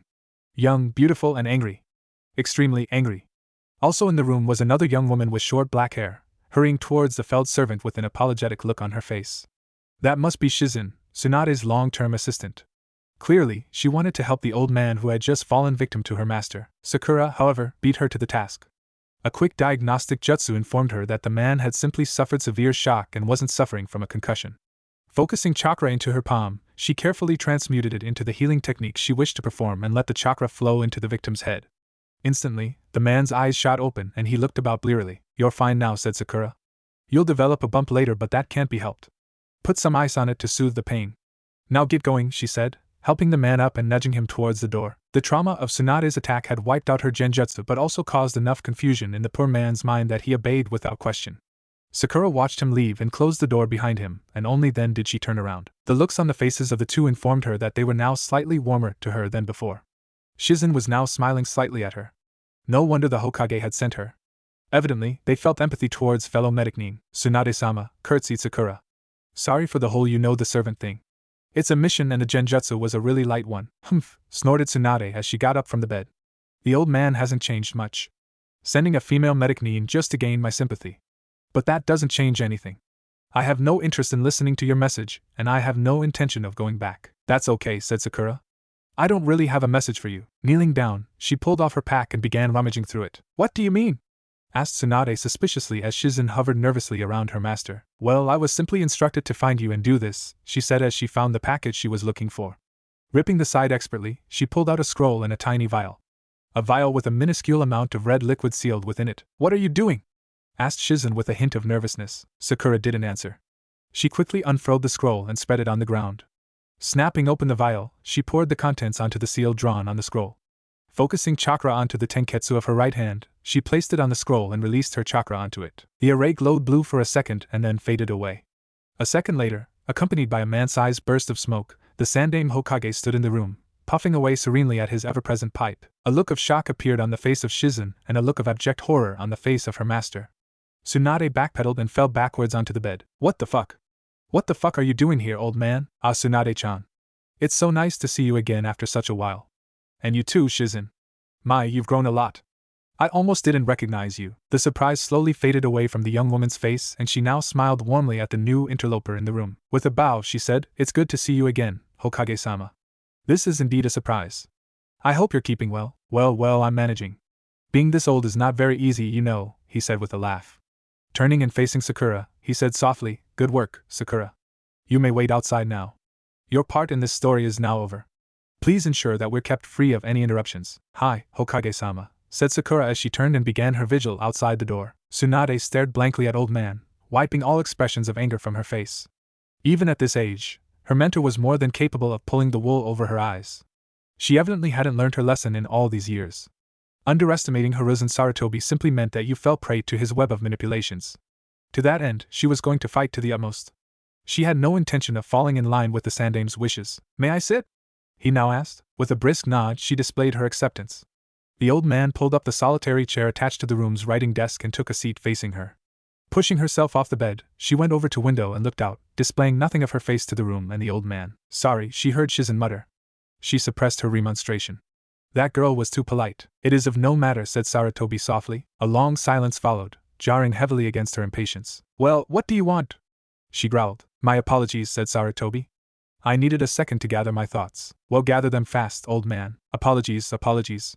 I'm done now. Well, get on with it then, she barked. Sorry, she heard Shizen mutter once again, and once again she repressed the remonstration that danced at her tongue. I understand. First of all, I would like to apologize for all my actions in the past. What? I have recently been told, and I'm inclined to believe that it is correct, that for a long time I have been not interacting honestly with the people close to me, but rather spending considerable effort into manipulating them to fall in with my views. I will not make excuses for this. It is a side effect of being in the charge of the village so long, but that is no excuse for the things I have done. And for that I wanted to apologize. The old man's words confused her. This was nothing like what she had expected, and it was against everything she knew of her mentor. He gave orders and expected those below him to give him everything they had. Never had he apologized for his actions, or admitted to his failings. What is this? She asked, whirling about and fixing a suspicious glare at her visitor. I'm sorry? Asked Sarutobi, confused. All this, she said, waving a hand at him. The apologies and all that bullshit. What are you playing at, old man? Ah, said Sarutobi as understanding dawned. I see. You too, eh? Jiraiya didn't believe me as well, at first. He thought this was another one of my ways of manipulating him. He was wrong. And you are wrong as well. I have no hidden agenda here, Tsunade. I am simply an old man with plenty of regrets, trying to fix the mistakes I have made. And one of the biggest regrets I have is letting you leave the village. And that's why I'm here, trying to fix that. Tsunade wasn't fully convinced. One could never tell with the old man. I can tell that you still don't believe me. Understandable, given my past history. I don't blame you. If Biwako was still here, even she would be surprised by the things I've done. Look, I'll be frank. I want you back at Konoha. I need you there. The village needs you there. The citizens need you there. No. That was my answer all those years ago, and that hasn't changed. My life as a kunoichi is over. I have no intention of changing that. I understand that, and that is not what I am asking of you. I do not ask for your strength as a kunoichi. I do not ask you to run missions for me. Then, your proposal. Your proposal regarding the medic need training program. Even back then, I saw the weight of your idea.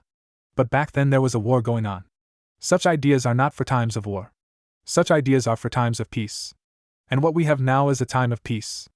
I do not know how long it will last for, but I will fight to my utmost to keep it going. And now the village has need of your skills. This peace won't last much longer, and then war will be upon us again. And this time I have no intention of letting my village suffer again. Whatever I may be, I do learn from my mistakes. The village must remain strong even I'm gone, and for that I need you. I need you to finish what you started. Your project will save lives. Hundreds and thousands of lives. And that in itself is important enough for you to end this self-imposed exile of yours. Tsunade stared blankly at the old man sitting in front of her, slowly digesting the words she had just heard. The idea was tempting. Tempting enough for her to actually consider it. Her failed project was one of the many things she regretting not accomplishing during her time at the village. But that didn't change anything. My answer still remains no. I have intention of returning to Konoha. If I may ask why? Why? You asked me why? She asked, crossing her arms over her chest and glaring down at Sarutobi. I told you so why when I left. That village of yours is not a beacon of peace, as you seem to believe it is. It's a magnet for death and bloodshed, that's what it is. The existence of your village simply propagates and encourages further violence, and I have no interest in being a part of it. I see, said Sarutobi as he looked at her with his ever-present air of superior wisdom. You're afraid. What? She snapped in anger, backfisting the wall behind her. The force of her blow exploded through brick and mortar, and opened up a huge gaping hole in the side of the room. You're afraid of being hurt. You're afraid that you'll come back and have to face losing people you care about once again. You're still a coward, Tsunade. Even after all these years, Tsunade's bubble of anger collapsed within her instantly and was replaced with apprehension. Once again, she had been seen right through. The people you care for are going to die whether you come back or not. We are a village of shinobi. Death is the only constant we face, and we are prepared to face it for peace. This country has prospered thanks to the blood we shed, and you know it. There are millions of happy people in this country because of the losses we incurred, and you know this too, said Sarutobi harshly, his voice rising. You didn't leave because you were disillusioned with our system. You know as well as I do that in this crazy world of ours, it is the only way to maintain a semblance of peace. You left because you were afraid. And here you are cowering in a distant country while there are 12-year-olds fighting for their lives out there. Too afraid to fight for what you yourself once believed in. You're a disgrace to the memory of Dan and Nawaki. They shed their blood and died in the hopes that the village would survive and prosper, and here you are whiling away the rest of your time drinking and gambling, roared Sarutobi. I know I have made mistakes. Many mistakes. And those mistakes have cost lives. Many lives and caused a lot of hurt, but I never ran away. Every day, I learned from my mistakes and tried to do better in their memory. That's why I can't stop. I don't deserve it. I don't deserve peace of mind after all the things I've done and all the blood I've had shed. My only solace is that the innocent are happy. And prospering. That is my solace. Sarutobi's voice slowly trailed away. Silence followed his words. A deep, tense, and a guilty silence. This was a mistake, said Sarutobi softly, getting up. What would you have me do? Mumbled Tsunade softly. Her life was filled with mistakes she had made and regrets she suffered. Things she had told no one. Things she had been hiding away for years. Things she had been too afraid to face for years. And Sarutobi had uncovered all of them in the span of a minute. Sarutobi looked at her with firm eyes. Come back and finish what you started. I can't. You can. You have to. No. I mean, I literally can't, mumbled Tsunade. My hemophobia. My fear of blood. I still have it. I am of no use to you as I am now. A medic mean cannot fear blood. Humph, snorted Sarutobi. Such phobias are a construct of your mind. A method to facilitate an escape from things you do not want to do. You should know that much better than I do. You are the greatest medic mean this world has ever seen, and even you couldn't save Dan. Death comes to all of us and death cannot be conquered. Do not let one failure scare you away from your duties. You can still prevent others from losing their loved ones and shield them from the hurt you suffered. If you really wish to do so, then you will overcome this fear. I have seen you take on armies without a shred of fear. I know you can overcome this as well, if you truly wish it. If you can't do it for yourself, do it for this poor girl, he said, gesturing at Shizen. This girl has followed you everywhere and put up with all your failings for all these years with nigh of a complaint. She deserves better than the life of an aimless nomad. Shizen gulped and stared at her with wide eyes. Okay, nodded Tsunade after a long pause. I'll do it. I'll come back, she said softly. Good. Very good. I'm glad, said Sarutobi with the hint of a smile. Take your time. I'll leave you to your thoughts. Sakura shall accompany you back. I'm certain that you'll like her. Sarutobi disappeared in a puff of dense, white smoke leaving her to her thoughts. A single tear escaped from Tsunade's eyes and rolled down her cheek. "I'm sorry, Shizen," she said softly. Her student rushed up and into her arms. Soon, she broke into full-blown tears. "It's okay, Tsunade-sama. It's okay," soothed Shizen. Hinata stared at the village of Aim through her Kekei Genkai as she rushed towards it once again. The sensing rain that had caught her out the first time had still not restarted. She needed to get back into the village before it did, if she wanted to have any chance of accomplishing any of her goals. She disabled her Byakugan and put on a burst of speed. The enemy with the Rinnegan must believe them to still be somewhere in the village and must be focusing all their efforts in finding them out. And that was her only chance. Her only hope was to isolate one of them and attempt to take him out. A one-on-one fight should be reasonably sufficient for her to make inroads into figuring out the power of the Rinnegan. The myths passed on through her clan stated that the Sage of the Six Paths, the first of the shinobi, had been the last known man to possess the Rinnegan, and his power had been touted as beyond legendary. And AIM had 3 such users. The presence of such power in the current world would certainly play havoc on the tense peace the shinobi villages had managed to maintain since the last Great War. The hope that the possessor of such power be peace-loving was extremely remote. Power easily corrupted the best of the best, and that was something she knew all too well. Getting rid of Hanzo was most probably the first step in whatever the enemy had planned. And given Konoha's past dealings with AIM, she could be certain that the enemy did have a happy place in his heart for Konoha. The only positive was that her village was aware of the possible threat and would not be caught napping. Her task now was to determine the scale of the threat they faced. With breaking stride as she approached it, Hinata dove into the water body surrounding the village of AIM. The large lake was an artificial one that had clearly been created after the construction of the village. The source of the water was a fast-flowing river that fed into the lake at the far side of the village. The river continued its course after the lake as it always had. This meant that lake's water was in constant motion, and it was against this motion that Hinata swiftly swam as she approached her target. The rain had still not resumed and hence the curfew was still active. Unseen and unheard, she slipped into a completely empty village and activated her Byakugan. The range of her vision was such that she could scour every inch of the village if she needed it. Quickly and silently, she approached the nearest skyscraper and ran up its side with ease. The higher she was, the easier she would be able to find her targets. Reaching the top, she squatted at the corner of the roof and began searching. It took her a few minutes to locate all 3 of her attackers. As she had suspected, they had split up and were scouring the village for any sign of the infiltrators. Her eyes told her that there was still one of them at her inn, interviewing the members of the staff. He was the only one who hadn't directly attacked her, and the one who seemed to have healed his comrade. The possibility that he was a non-combatant was quite high, and that was a possibility she couldn't possibly let go. As with her first attacker, her eyes showed her that the man was quite dead and was receiving a steady stream of powerful chakra which originated from the tallest tower of the village. And that was a place she was going to give a wide berth. Her target did possess a beating heart, and a steady flow of blood through his body but displayed none of the other signs displayed by a living thing. The most obvious plan was to somehow cut off the chakra the man was receiving. She had absolutely no idea what that would do. And how she would manage that, she had absolutely no idea. Rising up, she scrambled down the tower using her chakra to cement her feet to the surface. Once she was low enough, she leapt onto the next building and was on her way to her old inn. All the way, she kept her Byakugan active. She simply could not afford another ambush, much less survive one. It took her the better part of 5 minutes to get to her destination as she stealthily made her way through the village. She landed softly on the roof of the building across the street and concealed herself below the parapet. Her enemy was still in the inn, that much her eyes confirmed for her. The problem were the civilians with him. Her target was interrogating the staff one by one in the main hall of the hotel. The staff were evidently in absolute awe of the man and were obviously cooperating. Hinata was torn. She couldn't bide her time for fear of the rain resuming, and she couldn't attack the man now as the civilians would surely raise the alarm and alert reinforcements. And reinforcements would be her doom. She didn't expect herself to be able to handle more than one Rinnegan user at a time. It was at that moment that the tides of her luck changed. Her enemy waved away the rest of the staff and made his way up the inn, up the staircase and entered the room she had been staying in. Clearly, he was going to examine the room for information. Both their fake packs were still in the room and she was certain that neither of them were going to betray them whatsoever. She also knew that this was her chance. If she could get in and take out the enemy without much of a struggle or a hullabaloo, she could just about achieve what she needed to do. She slipped her hand into her dress and pulled out the storage scroll she had picked up from their camp. Unfurling it, she unsealed her standard issue Inbu Tanto, a few kunai, shuriken and explosive tags. Tucking away her gear, she rose to her haunches and mentally prepared herself. A second later, she rose and stepped onto the parapet. With a burst of chakra to her feet, she launched herself at gaping hole which used to be the window to her room. She was across the street in a flash, and she landed lightly in the room, with a small roll to reduce the momentum. Her enemy looked up as she landed and turned to face her. She didn't give him the chance. Losing no momentum, she converted her roll into a sprint and charged at her enemy. Raising a palm, she sent a burst of chakra at him.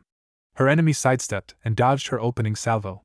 The attack smashed into the wall behind him and created a heavy dent. An instant later, she was on him. Now that she was in close quarters, she noted the existence of several black objects embedded in different locations of the man's body. The transmitted chakra was using these objects to enter the man's chakra pathways. Evidently, those were chakra receivers. If she aimed to destroy her enemy's chakra source, she needed to remove those receivers. Tucked into the man's right sleeve was a long blade made of the same material as the chakra receivers. Unlike the first enemy, this one's body was fully human. Dead, of course, but still full human. A plus for her. She could clearly see the chakra pathways and the tenketsu. Pulling out the big guns right away, she started off with the hack rokuji show, ideal to subdue an enemy, right off the bat.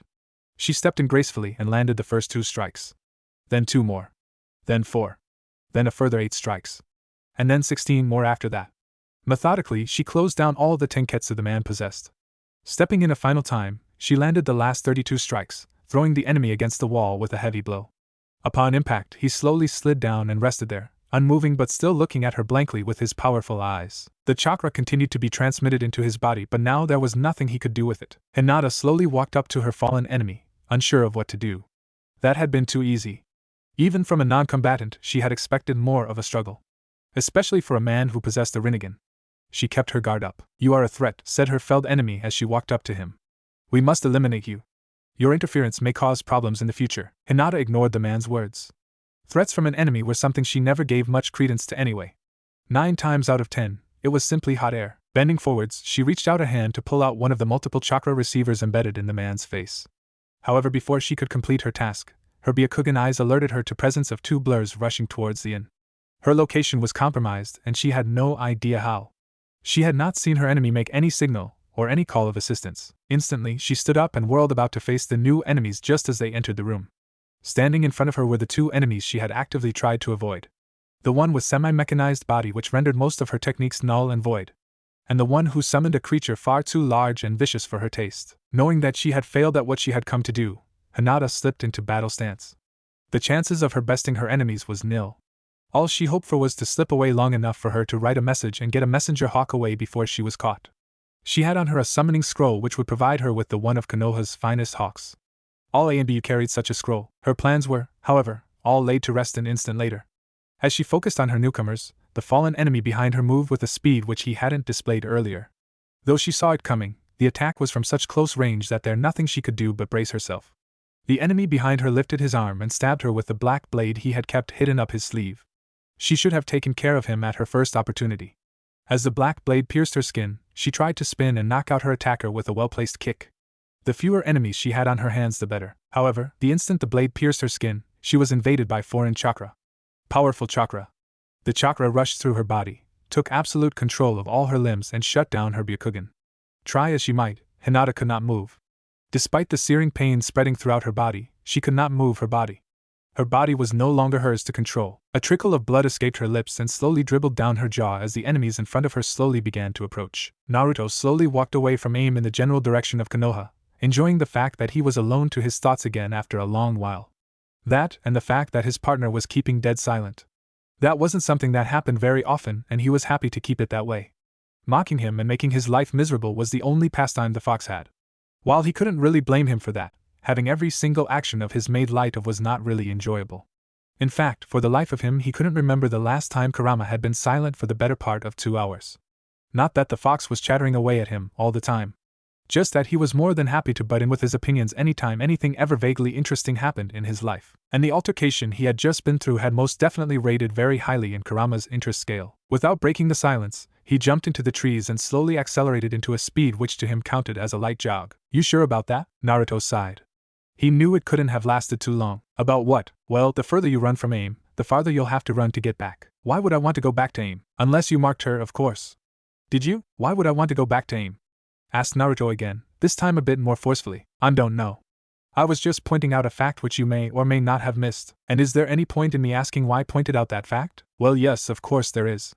In the off chance that you had failed to notice said fact, then I felt that it would quite interesting to you. And pray tell me, why would I find that interesting? Well, I happen to know better than anyone the true depths of your laziness, and just wanted to ensure that in your haste that you didn't miss the fact that you may have traveled farther. Naruto gritted his teeth as he ran. This is what happened every fucking time. Which brings us back to my first question, you bloody fox. Why the fuck would I want to go back to AIM? Ah yes. That does seem to be the case. I have noticed many times in my many years. Life tends to be circular. Events that have come to pass will most probably come to pass again at a later date. Your point being? My point? I was simply pointing out a fact of life that I have been privy to, if you'll pardon the pun. The pun? The point of my sentence was that I was pointing out a fact. Naruto refrained from hitting himself. Bodily harm was not going to help, and it never had in the past. Thankfully, his partner quietened down. If he went down there and looked, Naruto was sure his partner was currently sporting a shit-eating grin. What now? Asked his partner after a sufficiently long gap in the conversation. Nothing. I head back to Konoha. Collect my money and push off. Eh? You sure about that? Why not? Well, they're not going to be too happy to see you, are they? You haven't got any information and you let one of their shinobi die. I never agreed to fight and I did get her out of there, didn't I? If she then rejects my rescue and rushes back in like an idiot, then what am I supposed to do? Kidnap her? Well, yeah. I do understand that. But my question is, will they? Most probably not. The old man'll be quite cheesed off, I presume. But that'll actually be a good thing. He seems to have an unnecessarily high opinion of me. This should clear that up and any possible tricks he has up his sleeve to get me to stay in Konoha. I didn't think of that. That does seem to be the case. But what of the pervert? What of him? He's not going to be too happy, is he? Naruto sighed. His mentor would be decidedly unhappy with his actions. No. He's not. He'll just say that as long as I could have saved her life, I should have saved her life. Well, you did save her once before. It is a tad hypocritical of you, if you walk away now. It's not. How? Well, that time it was a bunch of half-wit jounin. This time it's a bunch with the Rinnegan. You see the difference? Well, if you look at it from a moral point of view, then no. Since when the fuck did you begin to have morals? Morals? Me? No, of course not. What are you insinuating? But I can, of course, view things from a moral point of view when I need to. That's the biggest load of bullshit I've heard in a long time. I'm hurt that you would say that. I was simply offering my humble opinion. Rose-tinted with a shade of morality. Oh, get off your high horse. The only reason you're doing this is because you're interested in the Rinnegan. You want to know if these guys have any connection with that sage of yours. Not really. A glance was all I needed to glean that these guys are nothing compared to the sage. You wouldn't even have managed to escape, if that had been the case. And that was where my interest ended. The Rinnegan is a Kekai Genkai. The sage's genes must have resurfaced somehow. He did have 2 sons, after all. Okay. I get it. I take back what I said. Good. I really dislike having aspersions cast on my character. Especially by the likes of you. Oh, fuck off, will you? Well, yes, I can do that. But that won't change the fact that Jiraiya won't be happy. Naruto slowed to a halt and ran a hand through his hair in frustration. Fuck. He really won't be, will he? Yes. And neither will be the Hokage. Might not even pay you for this whole thing. That would be a shame, wouldn't it? Plus, if the girl does somehow manage to get out a message before she bins it, you'll look like a right idiot when you turn up with Konoha with squat, and they already have everything they need. Nah. That's alright. I can make do without the money. I always have. That may be so. Then there's also the possibility that the girl's clan might hold you responsible for her death, and start a blood feud against you. Or whatever foolish customs you humans follow in such scenarios. Nah. That's alright. They'll never find me. Well, yes, that may be so, but like you said, Jiraiya won't be happy. Damn. Sighed Naruto. He'll eat me alive.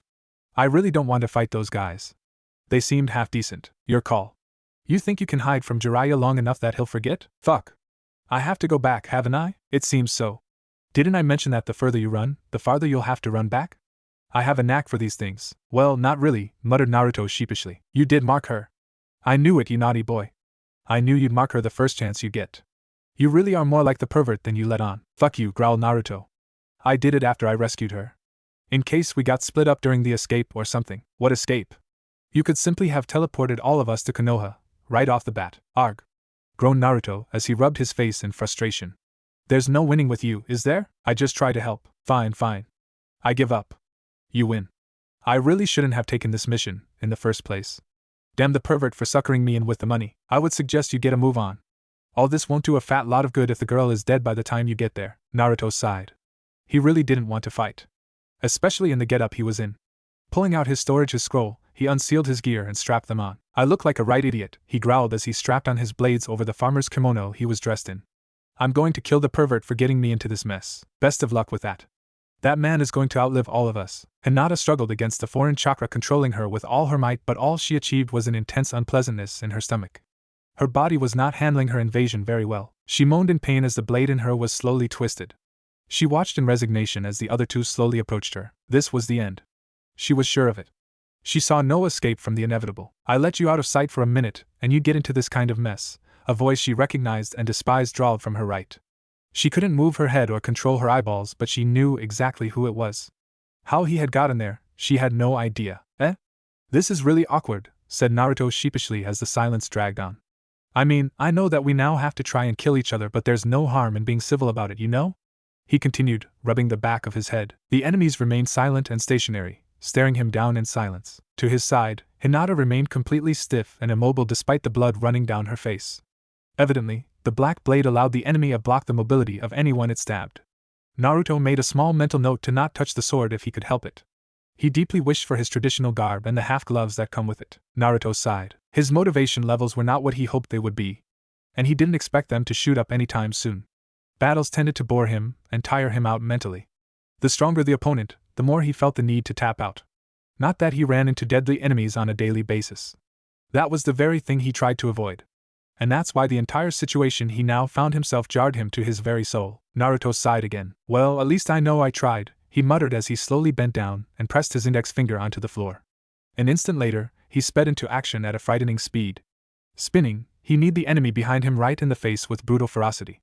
The man's face and his body snapped back with a sickening crunch, taking his sword along with him. The instant the sword left her body, Hinata collapsed onto her knees with a moan of pain, a sequence of events that quite suited Naruto. The other two enemies had begun their charge the instant he had begun his.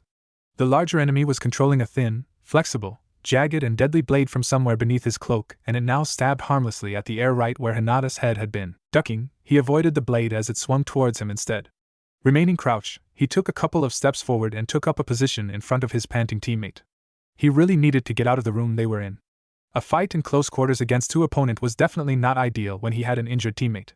He had to do something and do it fast because his opponents were almost on him. Forcing chakra to his foot, he stamped down hard on the wooden floor. The impact of his blow was such that the wood simply crumbled away like a burning piece of paper. Both of them fell through the hole he had created and landed on the floor below, him lightly and she heavily. On landing, Hinata once again collapsed onto her knees and coughed up globules of blood. But she didn't hang around. Her teammate's ploy was obvious to her. In an instant, she was up and bombing towards the window. Naruto slipped both his hands into two different pouches. His practiced fingers found what they needed instantly, and he grabbed at them. Pulling out a standard-issue kunai, Naruto slapped one of his many custom explosive tags on it. With hardly a glance, he tossed it up into the room he had just vacated and charged after his teammate. She wasn't moving as well she could thanks to her wound, but that didn't stop her from smashing through the window with her shoulder and bundling herself onto the street outside. He followed slightly more gracefully, feeling a bit bad for the innkeeper. He knew exactly how violent his custom-made were. As he landed on the street, a glance backwards told him that the enemies were mimicking their actions on the floor above. Carrying their injured comrade, they burst out of the room just as his kunai exploded magnificently. The shockwave caught them in midair and they were thrown heavily against the opposite building. Naruto didn't wait and watch or try to estimate the amount of damage he had managed to inflict. Come on, he called and rushed off. Jumping onto a nearby roof, he sped across the village, his heavily breathing teammate trailing behind him. Naruto wanted to get as much of a lead as he could before the enemies gave chase. Landing lightly on the roof of a 5-storied building, he dug his heels and came to a halt. This was as good a place as any to make preparations. For, one, there weren't any towering skyscrapers around messing with his view of the surroundings. Hinata collapsed heavily to the floor beside him, a dark red splotch slowly spreading across the back of the dress she was wearing. Unsheathing an inch of a sword, Naruto cut and drew blood from both of his index fingers. Slapping his palms on the ground, he summoned the toads he had in mind. With 2 large puffs of smoke, 2 large toads appeared in front of him. Both were about 10 feet tall, possessing the bulk to match their height. The one on the right was male, heavily armored and carrying a large, deadly katana. The second was most definitely a female with a soft green-colored skin. Gamamura-san, Gamapiri-chan, greeted Naruto. I require of your assistance. I'm in kind of a sticky situation. Gladly, boomed Gamamura in a deep voice, slapping his armored chest in enthusiasm. I haven't had a good fight in ages. How may I be of assistance? Asked Gamapiri softly. You're exactly who I need, replied Naruto. Gesturing at Hinata, he said, get into her. The Konohanin stared blankly at him. What? Get inside her, repeated Naruto impatiently. Her saliva has healing properties. Hinata glanced uneasily at the green toad. No, she said firmly. Look, there isn't time to AR. He, however, was rudely interrupted mid-remonstration. Naruto-kun, you need to see this, boomed Gamamuta pointing behind him. Naruto whirled about instantly at the words of his summon, and what he saw did not hearten him. A giant, gray-colored bird with a gigantic horned beak was speeding to the skies. Naruto didn't need to trace its trajectory to know that the bird had originated from around the inn they had just vacated. A second, keener look informed him that the bird had 3 wings as well as 3 legs in addition to the unusually dangerous beak it possessed. Alighting on one of the tallest towers in the village, the unusual bird scanned the skyline. It didn't take it more than a beat to spot them. They weren't exactly hiding, and the presence of 2 towering toads clearly made the task easier. With a loud call, the bird pushed itself off the skyscraper and dove at them with gathering speed. A moment later, a giant 3-headed dog also entered his vision as it jumped onto the roof of a building. With a loud growl that reached them even at this distance, the dog charged at them, jumping over the rooftops rapidly. Damn it, growled Naruto. Pyre, grab her, he ordered briskly. He heard a yelp of surprise behind him. With a backwards glance, he saw that Pyre had captured Hinata with her tongue was drawing her in carefully. What the fuck? Screamed Hinata. How dare you? Naruto didn't hear the rest of her curse as Pyre's mouth snapped shut and muffled his teammate's voice sufficiently. Naruto filed away the information and marked it as interesting. He hadn't guessed that his normally calm and serene teammate was capable of such language. Although he had to admit that no female with an ounce of self-respect would be overly enthusiastic at the prospect of being healed by the saliva of a toad. Desperate times called for desperate measures. Plus, he wasn't overly sympathetic as he squarely blamed her for getting him into this mess in the first place. Muta-san, can you take care of that dog? With pleasure, boomed the summon. Whirling his sword, he charged off over the roofs to meet the dog midway. There were going to be a lot of angry complaints from landlords with regards to damage to their roofs the next day. Naruto focused his attention on the bird. He was sure Gamamuta-san could take care of himself. He knew better than anyone of the hardiness that his friend possessed. In his teenage years, he had sparred against Muta-san countless times. Snapping his hands together, he flipped through 2 hand seals. Take her and hide Pyre, he called. Find me once she is sufficiently healed. The green toad instantly rushed off as ordered. Taking in a long, deep breath, Naruto prepared his technique and waited. He had no intention of giving the bird the time to dodge. That said, if he left it too late, the enemy summon would most probably drill through the entire building within beak of his. And that was something Naruto wanted to avoid. One of the few things he was proud of was the fact that the collateral property damage from his fights were never as severe as Jiraiya's. His mentor had absolutely no modicum of self-control. As the bird neared, Naruto could now make out its eye. Like the master that had summoned it, it too possessed the Rinnegan. Naruto calmly filed this piece of information away as well and labeled it under what the fuck. Futon, Rankuden. A large, highly compressed bullet of powerful Futon chakra simply erupted from his mouth and blasted at the enemy summon. The bird simply had no chance of survival. His attack exploded magnificently as it hit, blasting the bird across the village. The poor creature cawed weakly as it flew uncontrollably over the roofs of AIM, its damage reaching critical levels. With another weak caw, the Kuchios failed and it returned to wherever it had come from with a large burst of smoke. Naruto watched as Gamamuta-san collided heavily with the dog and landed a powerful slash with his blade as the dog snapped at him with its deadly maws. The attack sliced through the flesh with ease. However, instead of a spray of blood as Naruto had expected, the dog simply split itself into 2 separate entities, one with 2 heads and the other with the third. The 2-headed dog snarled and grabbed Gamamuta's sword with its jaws. The other launched itself at Gamamuta, taking advantage of his momentary weakness. With a heavily armored hand, Gamamuta blocked the attack and landed a strong punch to throw back the beast. Naruto knew, however, that his friend would not last long against 2 such enemies, especially if they could multiply themselves even further. He prepared to join and assist his friend. However, his plan was foiled by the fact that his senses informed him of a presence behind him. Turning, he found the enemy to be burly one with the long-bladed appendage. He had no idea how the man controlled it, and frankly he wasn't even sure if wanted to find out. You're good, he said appreciatively. I didn't sense you until you were already here. For the first time, his enemy actually responded. You are skilled. We have not faced such a troublesome enemy for a while. I'm honored, replied Naruto.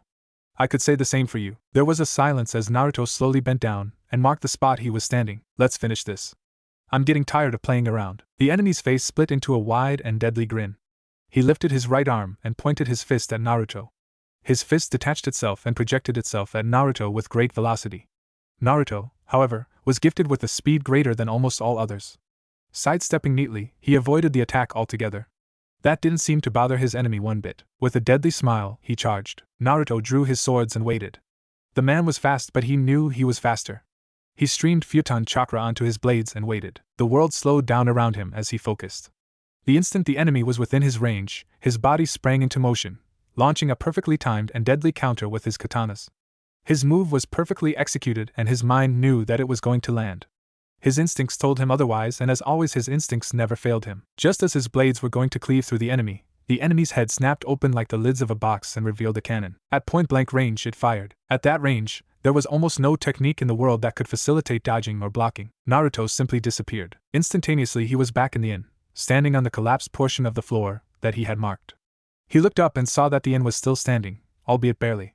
His explosion had wiped out the upper floor completely, and opened up a gaping hole in the side of the building. He now felt really sorry for the innkeeper. With a shrug, he teleported again, back to the building he had been fighting on. The enemy was standing 2 steps ahead of the spot he had taken care to mark, scanning the ground below for any sign of Naruto. Behind him, Naruto could see Gamma Mutasen being battered by the 2 dogs. Naruto charged. His enemy was swift to react, a fact which surprised him severely. There was no way he could have known about or sensed his attack. Naruto, behind you. Ducking under his first slash, his enemy attempted to backfist him. Naruto danced away with ease and glanced back. Bearing down on him was a black projectile thrown by the other enemy. The one, he guessed, who was in charge of the summons.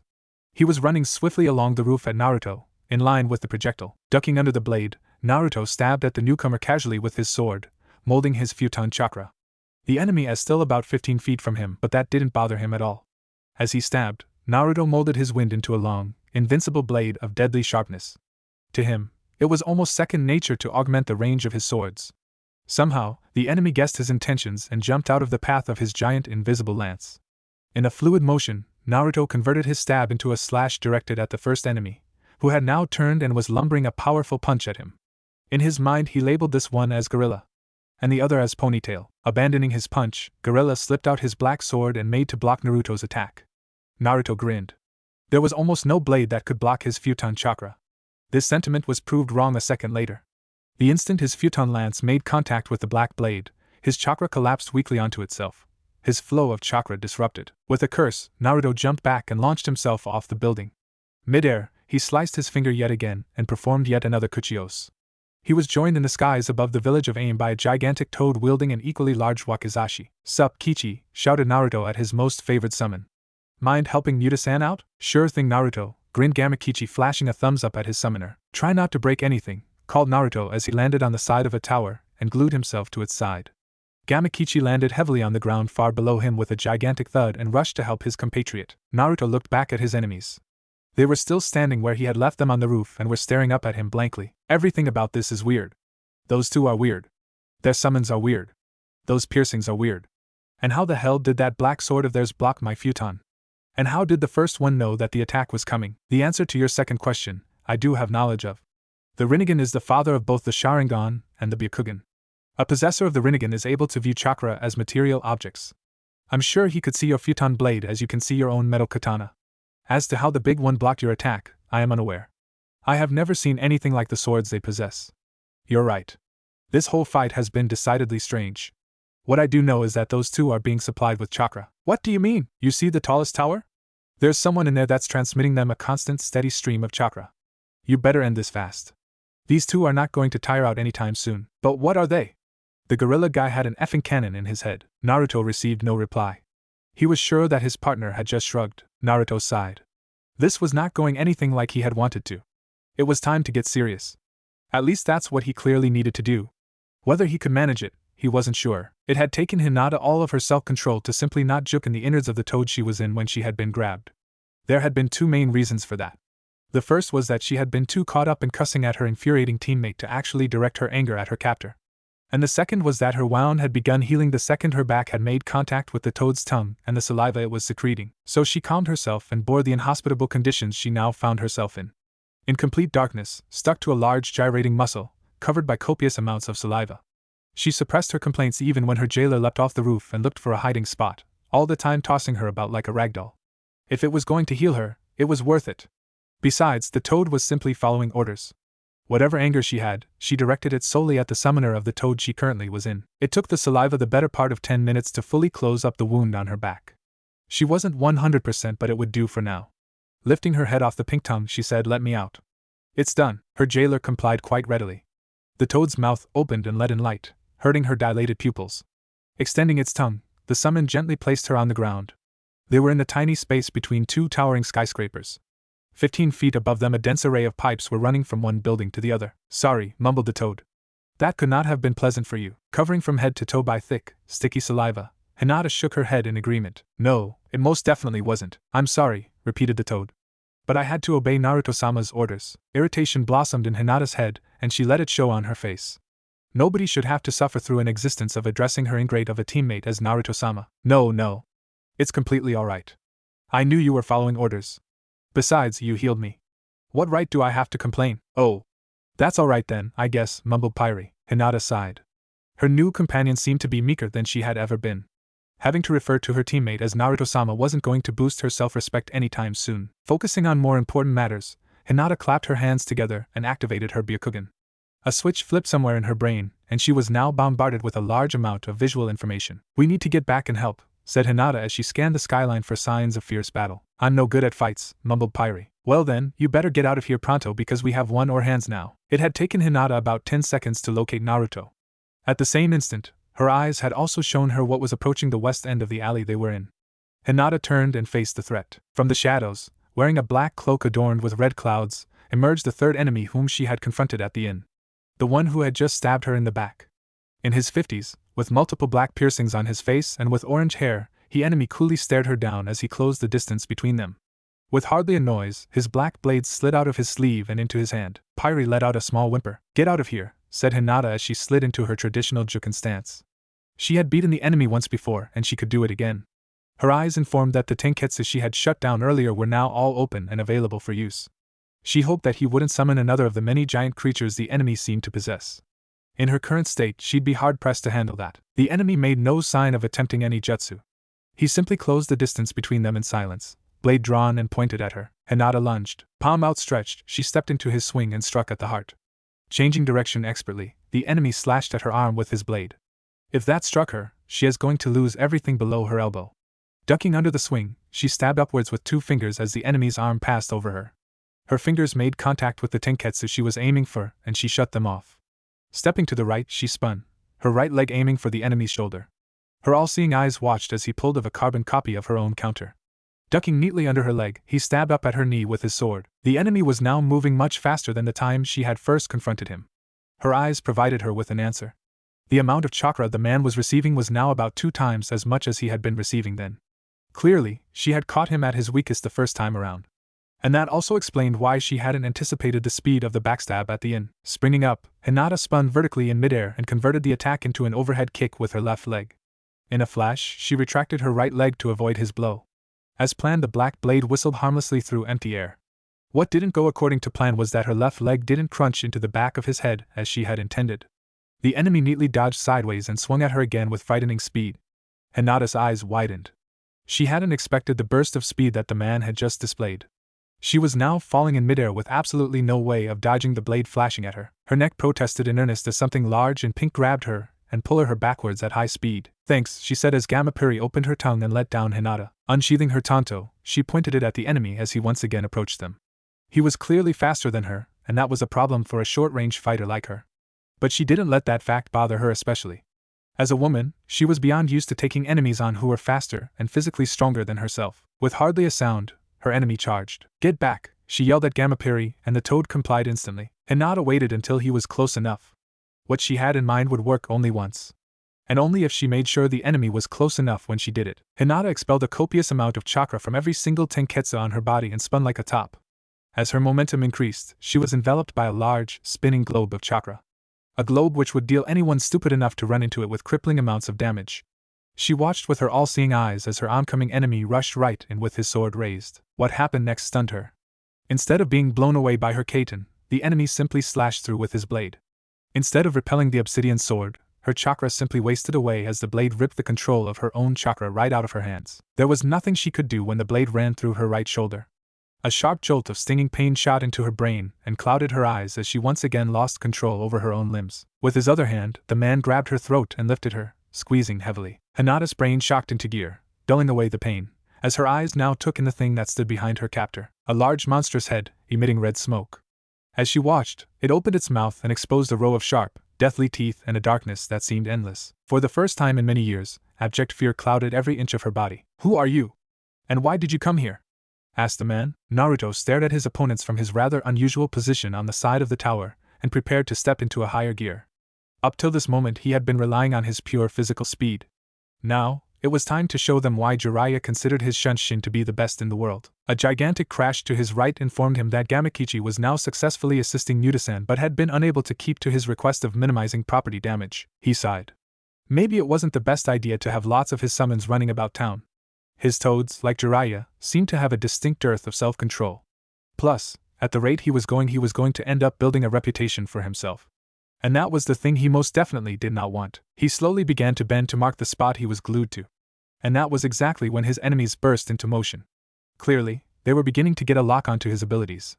Mid-air, Gorilla lifted his left arm and somehow launched multiple missiles right at him. Naruto prepared to teleport away but was rudely interrupted. He simply disappeared in a cloud of white smoke. He reappeared in a tiny alleyway. Behind him he could sense the presence of Pyre. Clearly, she had performed in a Kuchiosios. And he could see why. In front of him, the third enemy was strangling Hinata. Protruding from her shoulder was another one of the black blades, and that explained why the Konoha was not struggling to escape. Without a word, he exploded into action. Before the enemy could react to his presence, he had performed as Shunshin and was now bombing down on him from above. In his left hand, he possessed a glowing maelstrom of condensed chakra. In his right hand, he was hefting the hilt of one of his blades. With as much force as he could muster, he struck down on the obsidian blade vertically with the hilt of his katana. The black sword easily snapped into two. Simultaneously, his Rasengan ground into the back of the enemy's neck with a ghastly sound. His victim collapsed in an instant. Spreading his legs, Naruto landed lightly, taking care to avoid the body. Hinata collapsed heavily onto her knees right in front of him. At the rate the fight was going, she was going to get killed the next time around. He made his decision in a second. Why can't you run away like the rest of us? He asked as he flipped through a couple of hand signs. That's the third time I had to save your ass. With multiple clouds of smoke, his many summons disappeared from the village of Aim as he cancelled his Kuchios techniques. Stepping forward, he grabbed Hinata's uninjured shoulder and teleported. They reappeared back in his apartment. At this distance, there was no way the chakra receiver would still be active, and his hunch proved true as his partner staggered on her feet and collapsed backwards, surprised by the sudden change of location. She groaned as he landed on her behind, and Naruto felt a tinge of sympathy. His teammate had been through a lot that day. Where are we? She asked as she slowly began to pull the broken obsidian blade out of her body. Her right hand jerked with pain as she completed her task. Giving the bloody half-blade a cursory glance, she lightly flung it to her side. It landed neatly on his bed. My bedroom, replied Naruto. Where? Konoha. You have a house in Konoha? Apparently so. What is that supposed to mean? Naruto shrugged in response and went over to pick up the black blade before the blood permanently stained his sheets. We need to get you to a hospital, said Naruto as he picked up and examined the blade that had irritated them so much. I'll live. We need to report to the Hokage first, she replied as she struggled to stand up. Naruto approached her and held out a hand. She stared at it dubiously for a few seconds before accepting it and helping herself up. You've just been run through. The Hokage can wait a bit. No, she replied harshly. The village comes first. Naruto raised a questioning eyebrow. Well, they sure have you brainwashed, he commented drily with a shrug. Over the years, after a couple of dealings with the opposite sex, Naruto had developed a theory regarding women. He had shared his theory with Jiraiya and his mentor had backed it up wholeheartedly. Naruto was of the opinion that all women possessed the Kekkei Genkai. And they all possessed the exact same one to boot. At that moment, if Hinata had tried to punch him, he'd have blocked it. If she tried to knee him, he'd have dodged it. If she had decided to spit in his face, however unlikely that may have been, he'd have ducked under it. And that was exactly why he wondered why it was that whenever a member of the opposite gender tried to slap him, all his years of training and reflexes simply seemed to abandon him. What rankled him most was that his theory applied to civilian women as well, a fact which Jiraiya wholeheartedly agreed with. The room echoed with the noise as her palm made hard contact with his face. He had definitely not seen that coming. Never dare questioning my loyalty to this village again, she growled. Turning sharply, she stomped off towards his door and exited. Naruto simply stared at the wall in front of him in shock for a few seconds. Then he sighed. This had been the worst day of his life in quite a while. At least the last time he'd undergone similar treatment from a member of the opposite sex, it hadn't been after he'd saved said female's life on 3 different occasions. That time he'd just been trying to dump her. Rubbing his face, he followed his assaulter, waiting for the inevitable snide voice in his head. It didn't take too long. That one must have hurt. Naruto didn't respond. Anything he said would simply stoke the fire. Oh, so it's going to be the silent treatment, eh? Silence. You know, I sometimes wonder what's wrong with you. Silence. Ignoring the fact that you let that girl bitch slap you. I sometimes wonder if there's anything in this world that can get you angry. I mean, look at yourself. You're just following her without a word. Right after she slapped you. I mean, if somebody slapped me, Then I will you stop repeating that word? I know you're doing it just to piss me off. What word? Naruto sighed and rubbed the bridge of his nose. You didn't say which word you were referring to. Silence. I'm starting to wonder about your self-esteem, my friend. As it stands now, you seem to be scraping the bottom of the barrel. More silence. You know what you need? I'll tell you what you need. What you nay? Will you bloody just shut up, eh? That's what the problem is. You're only ever getting angry at me. Per me whose only fault is trying to help. You're always taking out other people's frustrations on me and I don't tea. What the fuck are you getting at acting like you're my wife or something? All I'm trying to do is to be the voice of reason here. If you're going to misrepresent that as being like a nagging wife. With immense effort, Naruto tuned out the fox and exited his room, expecting his living room to be empty. However, that was not the case. Standing at the entrance, with her hand on his doorknob and her back to him, was Hinata. I'm sorry, she said softly. I shouldn't have done that. Naruto didn't respond. Quite frankly, he had no idea what to say. So he stood there dumbly. Thank you, she said. I would not be here now if not for you. Naruto remained mute. Why? She asked for a while. Why what? Was his reply when he failed to comprehend the question. Why did you come back? It took him a long while to respond. I have no idea. Turning back slightly, she looked back at him and caught his eye. That's a lie, she said. I don't need my Byakugan to know that. Naruto shrugged. What do you want me to say? Why leave in the first place if you were going to come back anyway? I don't know, replied Naruto. Quite a lot of the time, I have no idea why I'm doing anything. Yes, she said slowly. I can see that. He had no idea what that was supposed to mean. Thank you. I owe you my life. I shall make it up to you one day. Twisting the doorknob, she turned and left his apartment. Naruto stood there in silence for a few moments. Then he shook his head as if to clear it, and followed. There was twinkle in the Hokage's eyes and Naruto did not like it one bit. Hinata's clothes were in tatters and adorned with multiple splotches with blood. There was dried blood on her face and a dark mark on her shoulder which was slowly increasing in area. But the only thing the old man had an eye for was the red hand-shaped mark on Naruto's face. Why, Naruto-kun, I really didn't think you would try something like that. I had expected more from you.